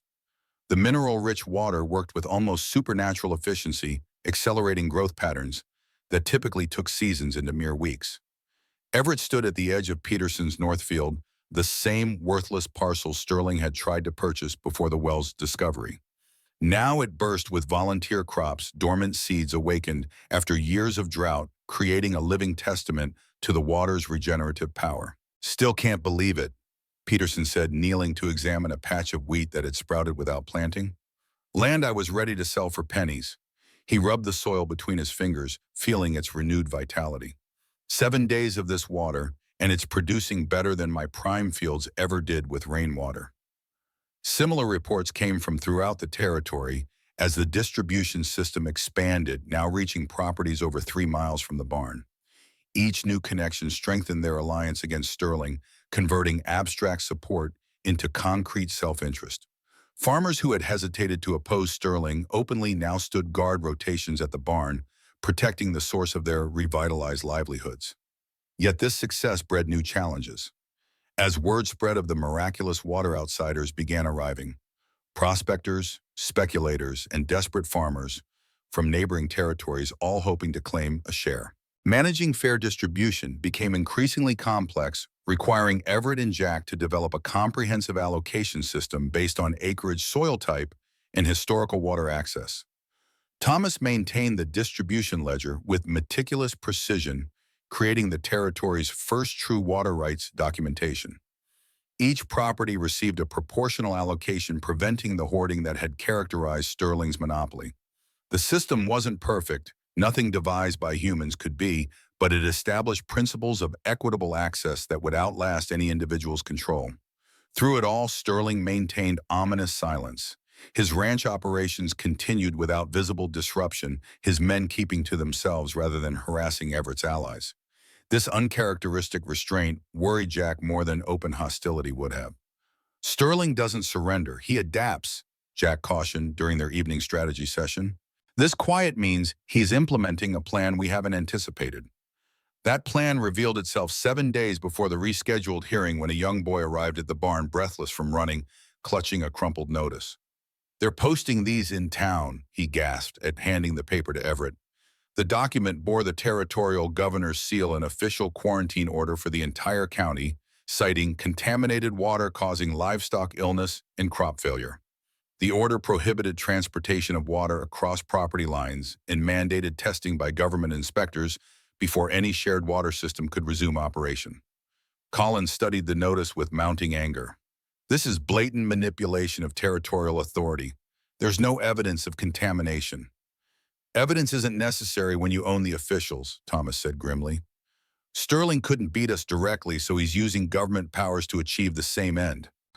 The quarantine created an immediate crisis.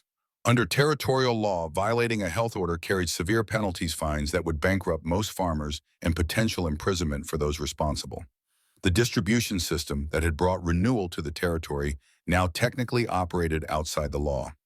"We could shut down until inspectors arrive," suggested one of the newer allies, a cautious man by nature. "And when would that be?" Jack countered. "The notice conveniently omits inspection dates. Sterling controls transportation in and out of the territory.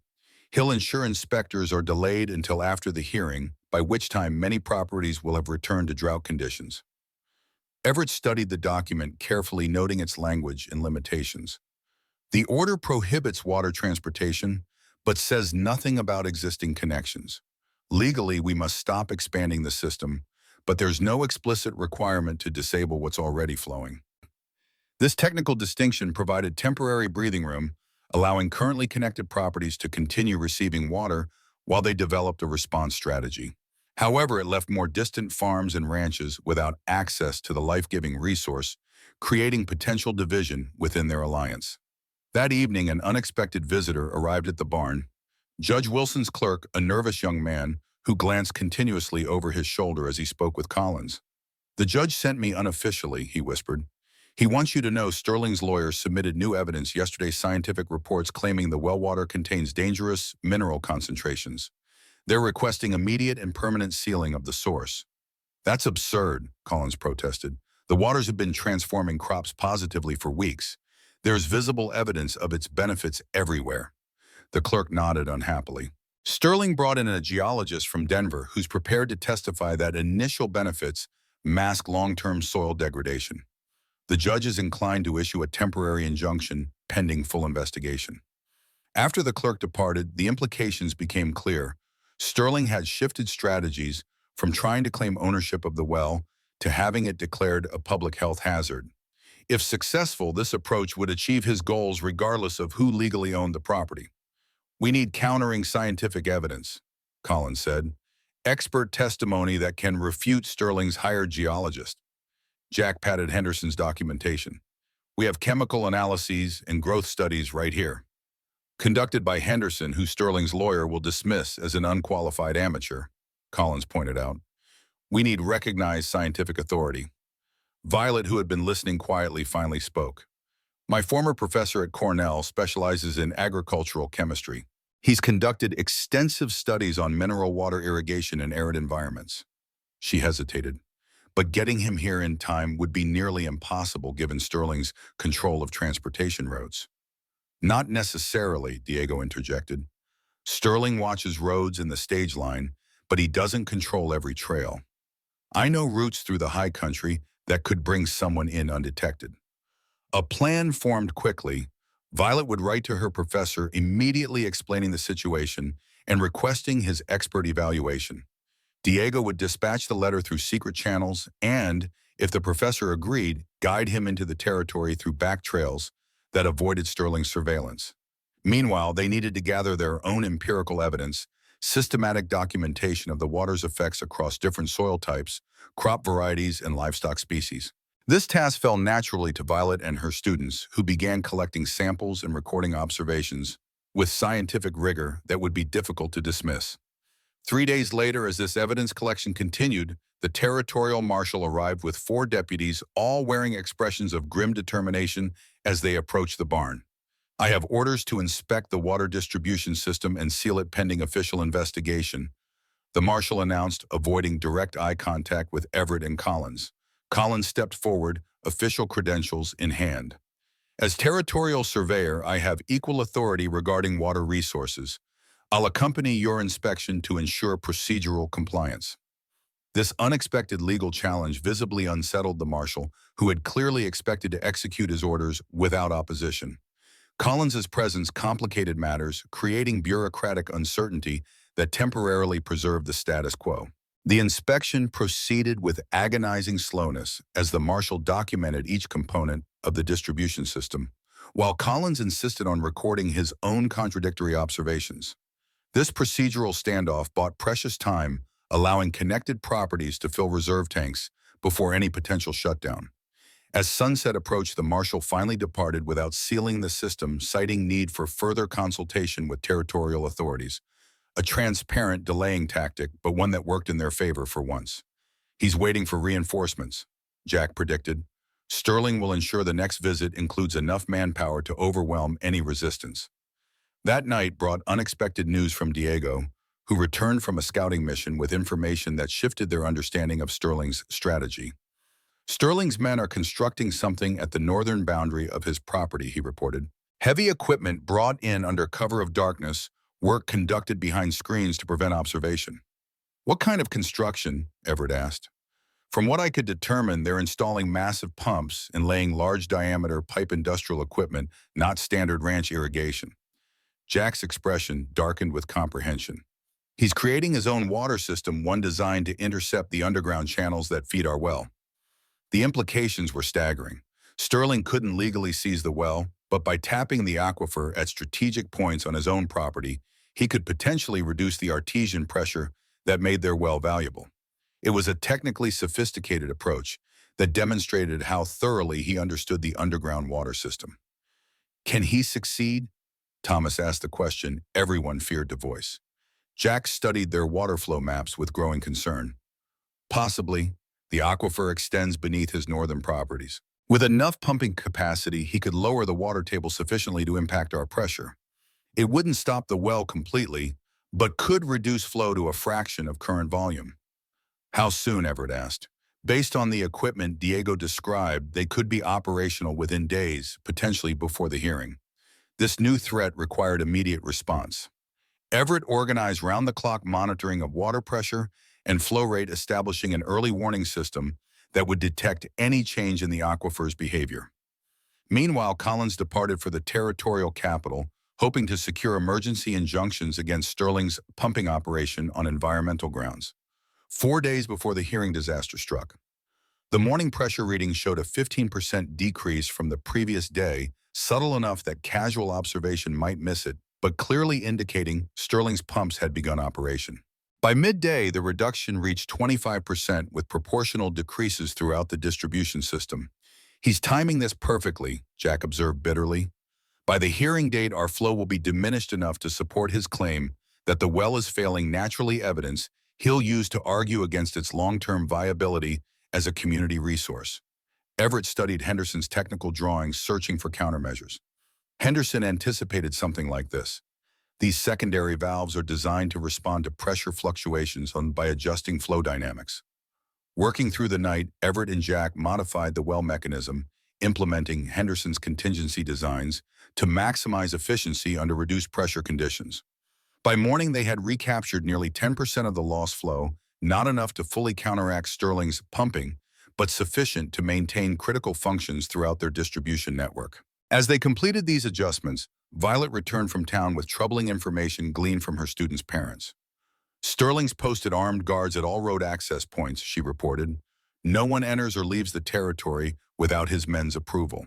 He's creating a closed system where he controls all information flow before the hearing. This isolation strategy threatened their hope for expert testimony. If Violet's professor couldn't reach them, they would face Sterling's scientific claims without credible counter-evidence. Even Collins remained stranded in the territorial capital, his return blocked by Sterling's checkpoints. We need to consider more direct action, Peterson suggested, giving voice to growing frustration among their allies. Disable Sterling's pumps before they drain our well completely. The suggestion found support among several ranchers whose livelihoods now depended on continued water access. After years of submission to Sterling's tactics, many relished the prospect of direct confrontation. Everett understood their anger, but recognized the strategic trap. That's exactly what Sterling wants. Give us no option except violence, then use that violence to discredit our entire cause. The moment we attack his property, we lose all legal and moral standing. So we just watch him steal our water from underground? Peterson demanded. No, Everett replied firmly. We adapt and persevere. Sterling expects us to either surrender or become lawbreakers. We'll do neither. Their alternative strategy emerged from unexpected quarters Diego Martinez and his extended family network. For generations, the Martinez family had maintained hidden trails through the territory's roughest terrain, knowledge preserved from when their ancestors had first settled the region. Sterling watches roads because that's how wealthy men travel, Diego explained. My grandfather taught me routes that follow game trails and dry creek beds, paths invisible unless you know exactly where to look. These secret passages became their lifeline to the outside world. Through Martinez, family connections messages reached Collins in the territorial capital, allowing coordination of legal strategy despite Sterling's blockade. More importantly, word came that Violet's professor had agreed to testify and was already en route, traveling under guide from Diego's cousin. Meanwhile, the community implemented water conservation measures that stretched their diminishing supply. Irrigation schedules shifted to night hours when evaporation decreased. Capillary channels replaced open ditches to reduce wastage. Mulching techniques preserved soil moisture. These adaptations, born of necessity, actually improved efficiency throughout the system. 3 nights before the hearing, Sterling escalated again. Under cover of darkness, his men demolished a critical distribution junction serving Peterson's property and 3 neighboring farms.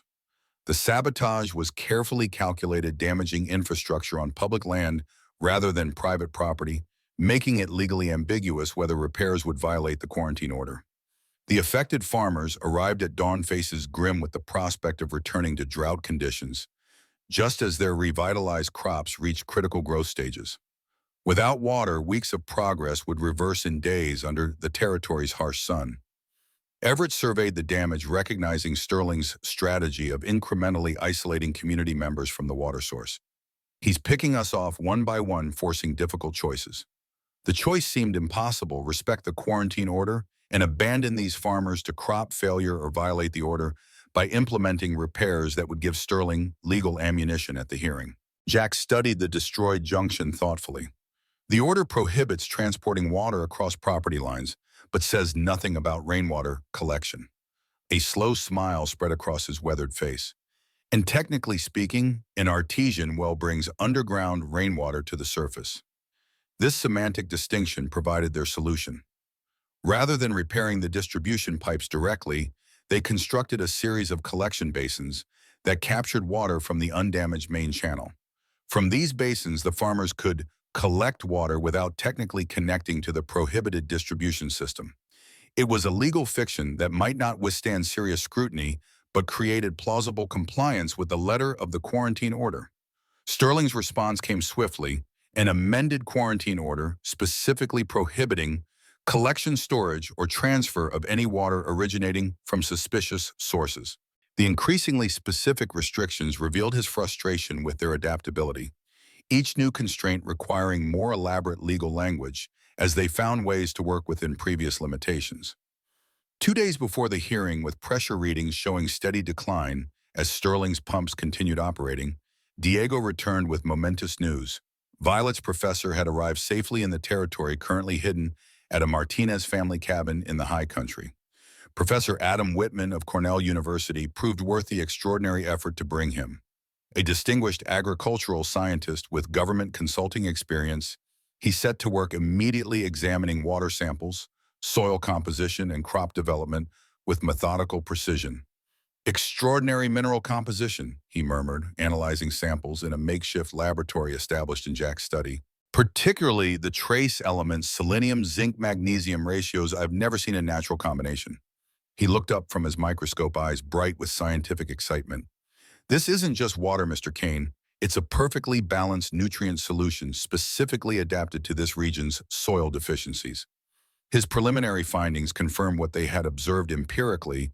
The water contained minerals that catalyze soil restoration, accelerating biological processes that typically require decades of careful land management. More importantly, his credentials and experimental methodology would be difficult for Sterling's hired experts to dismiss. The geological report Sterling submitted claims these minerals will accumulate toxically over time. Collins noted, having finally returned via Diego's secret routes. His experts predict crop failure within 3 seasons. Professor Whitman shook his head emphatically. "Absolutely incorrect. These minerals are in perfect suspension. They don't precipitate out or accumulate in soil. They're absorbed directly into plant structures." He indicated rapid growth patterns in sample plants. "That's why results appear almost miraculous: direct cellular uptake rather than slow soil incorporation." With scientific validation strengthening their case, final preparations for the hearing accelerated. Collins organized their evidence: property deeds, water test results, comparative crop yields, and most compellingly, before and after photographs documenting the territory's transformation in just 30 days of proper water distribution. The evening before the hearing, their growing confidence suffered a severe blow. Territorial officials arrived with reinforced manpower, 20 armed deputies accompanying a judge's order for immediate cessation of all water distribution pending hearing outcomes. This system is sealed by official authority. Announced the senior official supervising as deputies placed heavy padlocks on main distribution valves. Any tampering constitutes criminal violation of territorial health statutes. The timing was clearly orchestrated, shutting down their water system less than 24 hours before testimony would demonstrate its benefits. By morning without continuous flow, visible evidence of the water's effectiveness would begin deteriorating, weakening their most compelling proof. After officials departed, leaving 2 deputies to guard the sealed valves, Everett gathered their core allies in Jack's home to assess options. The atmosphere was tense with suppressed fury and desperation. "We could overwhelm the guards," Peterson suggested, giving voice to thoughts many harbored. "Reopen the valves and worry about consequences later." "And face armed resistance from territorial deputies," Jack countered. "That transforms us from legal petitioners to armed insurrectionists. Sterling would love nothing better." Professor Whitman, who had been studying Henderson's technical drawings, looked up suddenly. "The current system is sealed, yes, but according to these designs, Henderson created redundancy alternative flow channels that could be activated in emergency." Jack wheeled himself to examine the indicated sections. "Henderson mentioned secondary passages, but we focused on the main distribution system due to limited materials."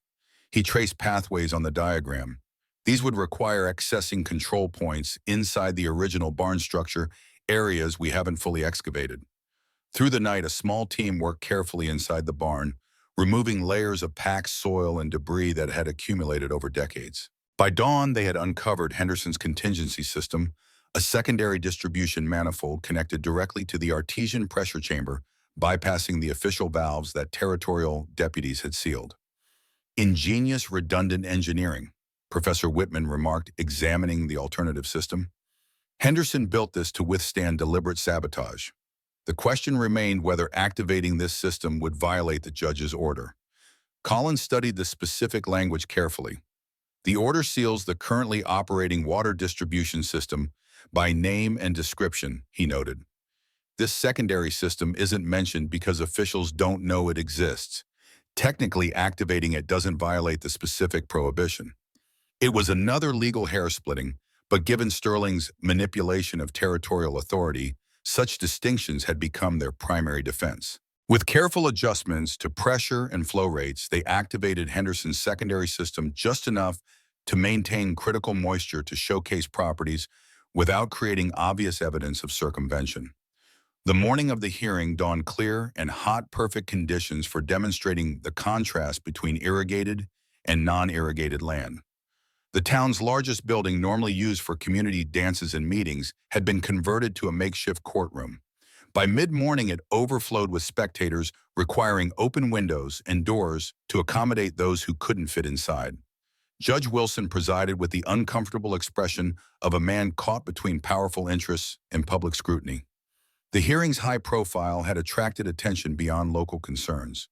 Representatives from neighboring territories and even a journalist from Denver observed proceedings, making it impossible to conduct matters entirely according to Sterling's preferences. Sterling himself appeared impeccably dressed and outwardly confident, flanked by his lawyer and the geologist from Denver, whose report formed the foundation of his case. He acknowledged no one as he took his seat, his expression revealing neither concern nor triumph. The proceedings began with Collins presenting their core case, documenting the well's discovery, Everett's legal ownership, and the community benefits already realized through proper water distribution. Maps, photographs, and sworn statements from farmers established the factual foundation upon which their legal arguments would build. Sterling's lawyer countered with technical challenges to property boundaries, questioning the validity of Henderson's original deed and subsequent transfers. These legalistic objections consumed the morning session, bogging down proceedings in minutiae while delaying testimony about the water's actual value and effects. After a brief midday recess, Sterling's strategy became clearer, as his lawyer called the Denver geologist to testify.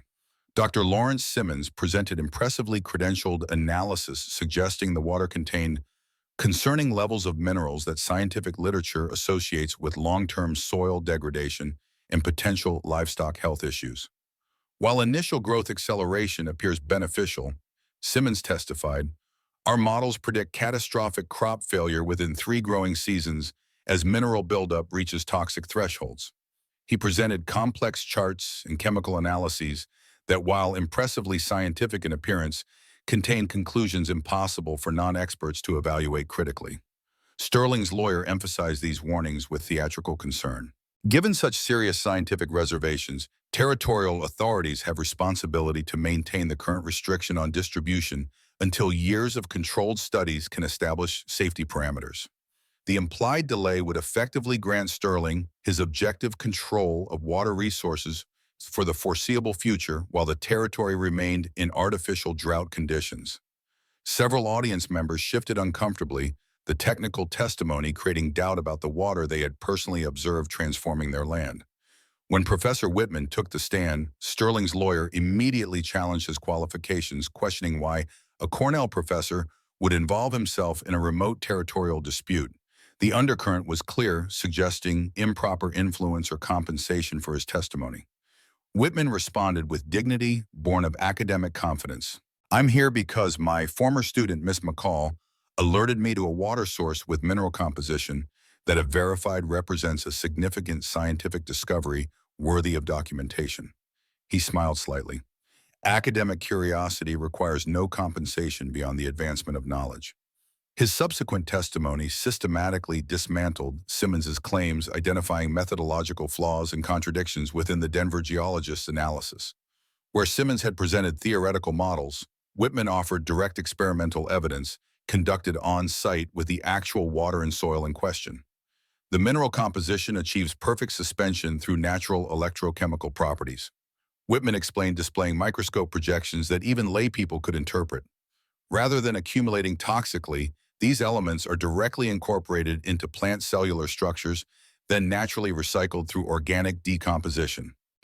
The technical battle continued through the afternoon, but momentum clearly shifted as Whitman's practical demonstrations proved more convincing than Simmons's theoretical warnings.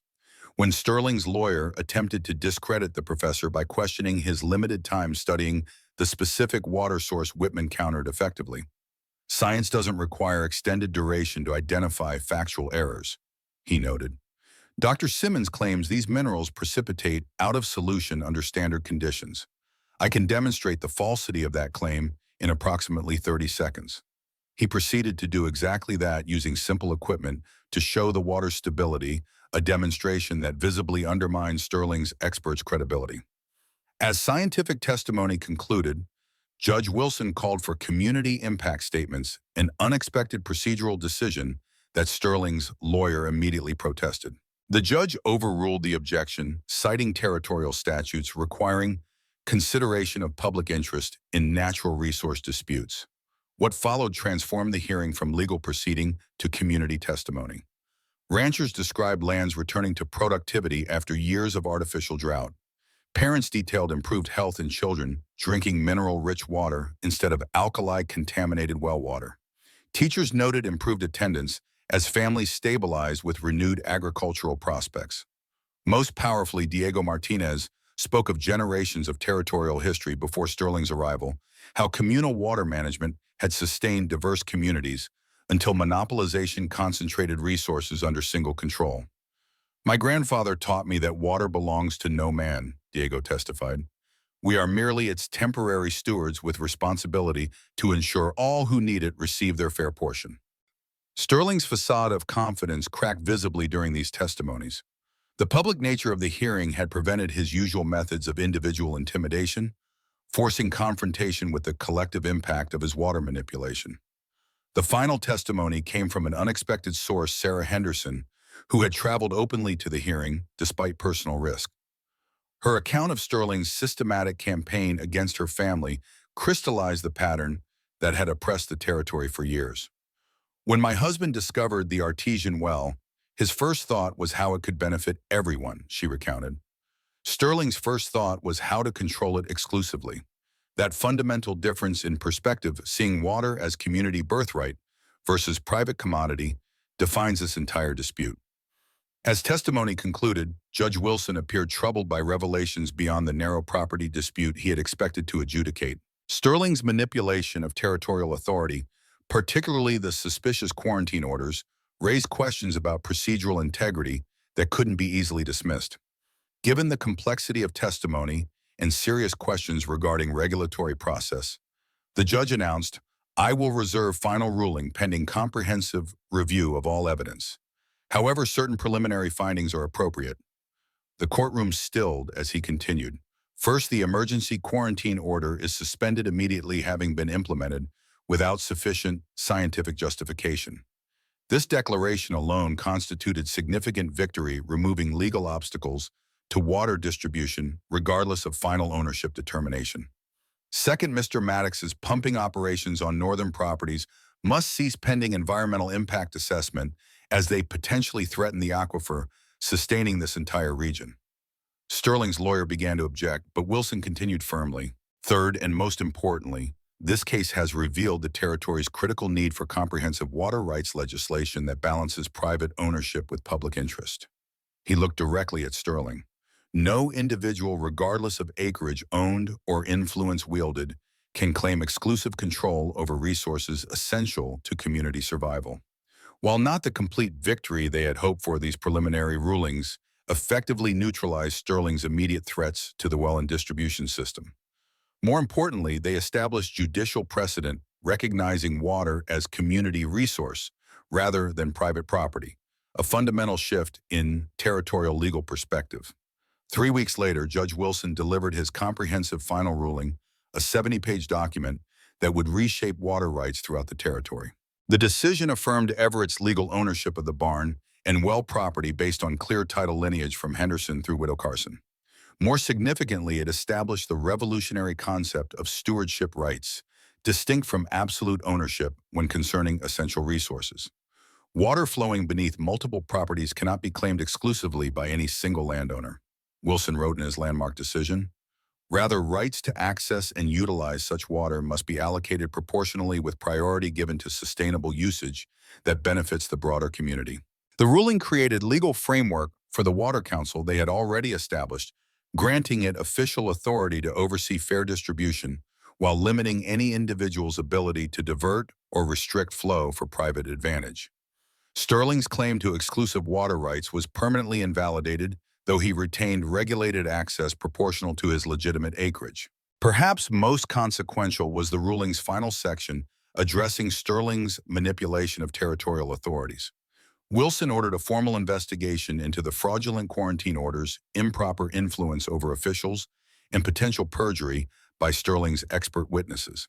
This investigation would eventually lead to significant fines against Sterling's enterprises and the dismissal of several corrupted officials, further diminishing his extra legal influence. Legal experts from as far as Denver and San Francisco requested copies of Wilson's decision, recognizing its potential as precedent for water disputes throughout Western territories.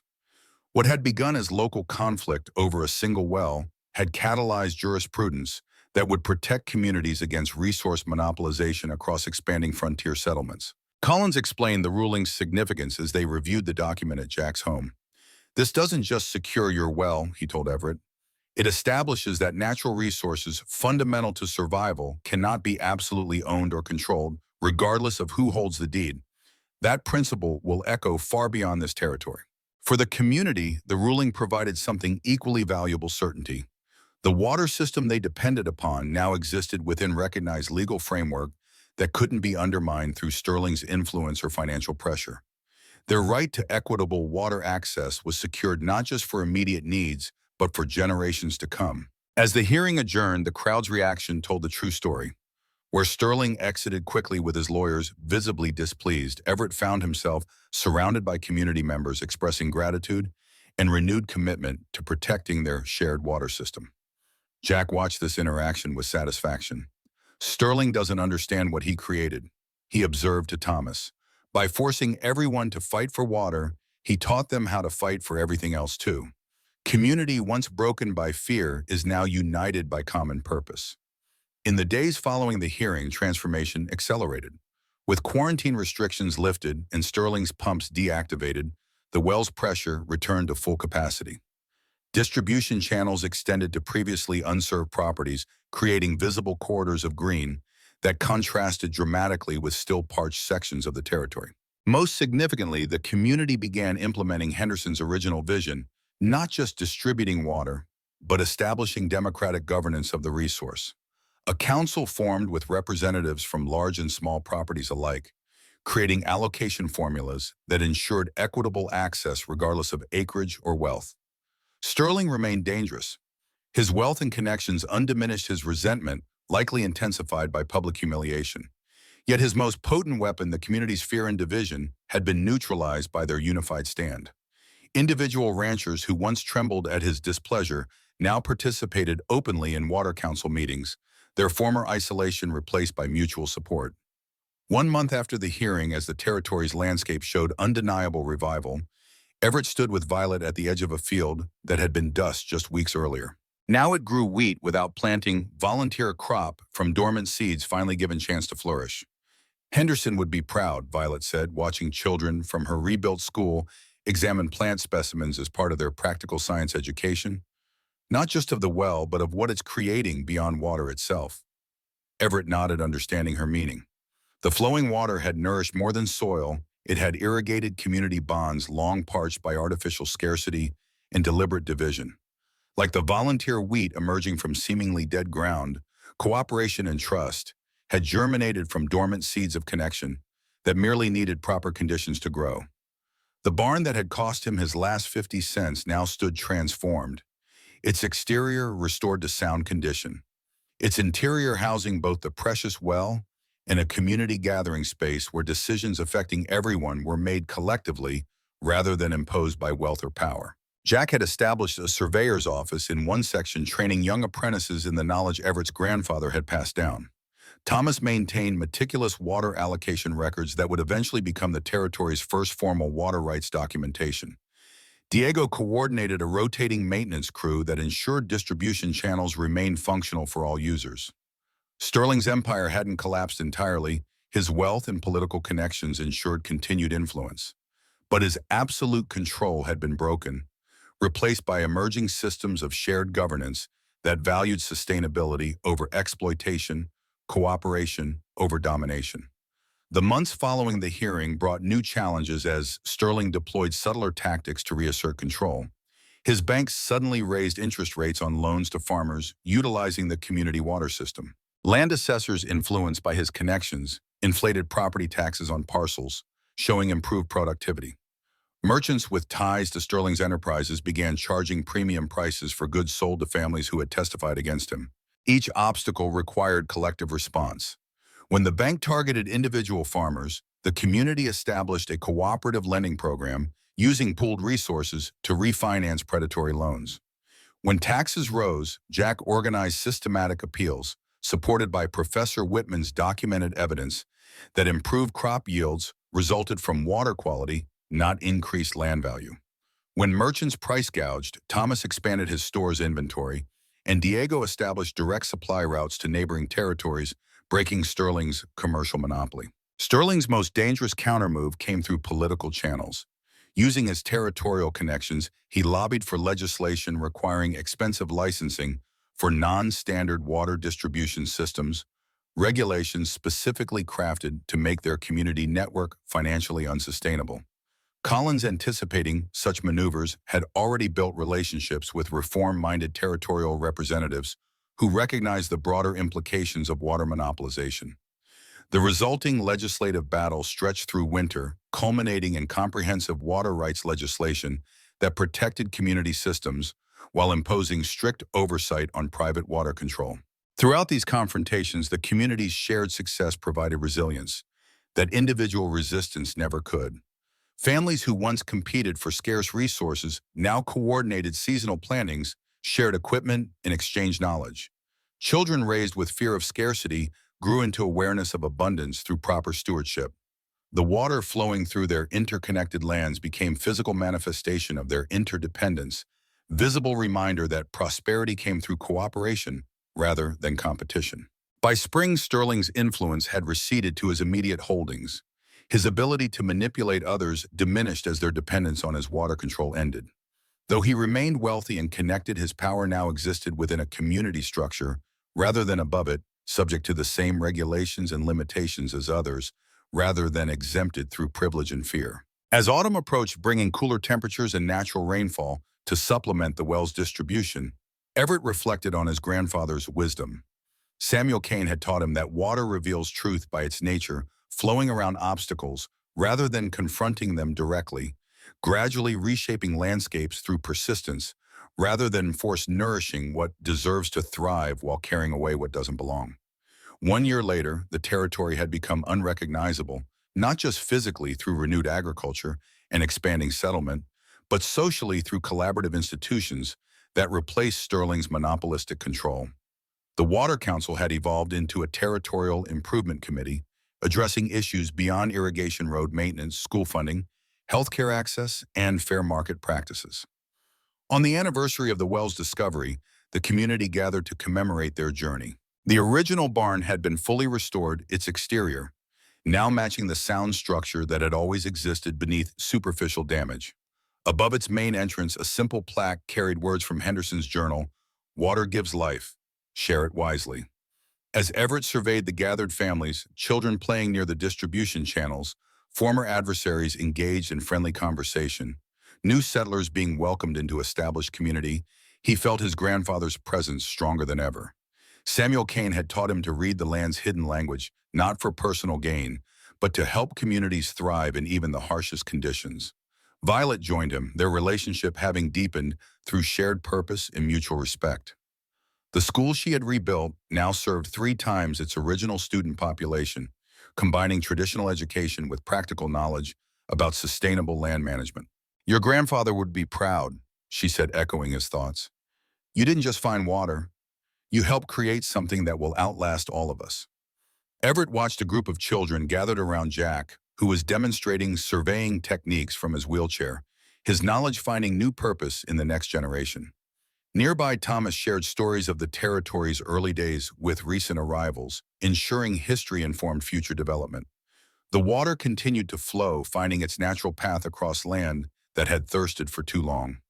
Like truth after years of lies, like justice after a time of wrongdoing, it moved with quiet, unstoppable force, nourishing everything it touched and forever changing the landscape it traversed. The barn that had cost Everett his last 50 cents had purchased something priceless, not just prosperity for himself, but transformation for an entire community.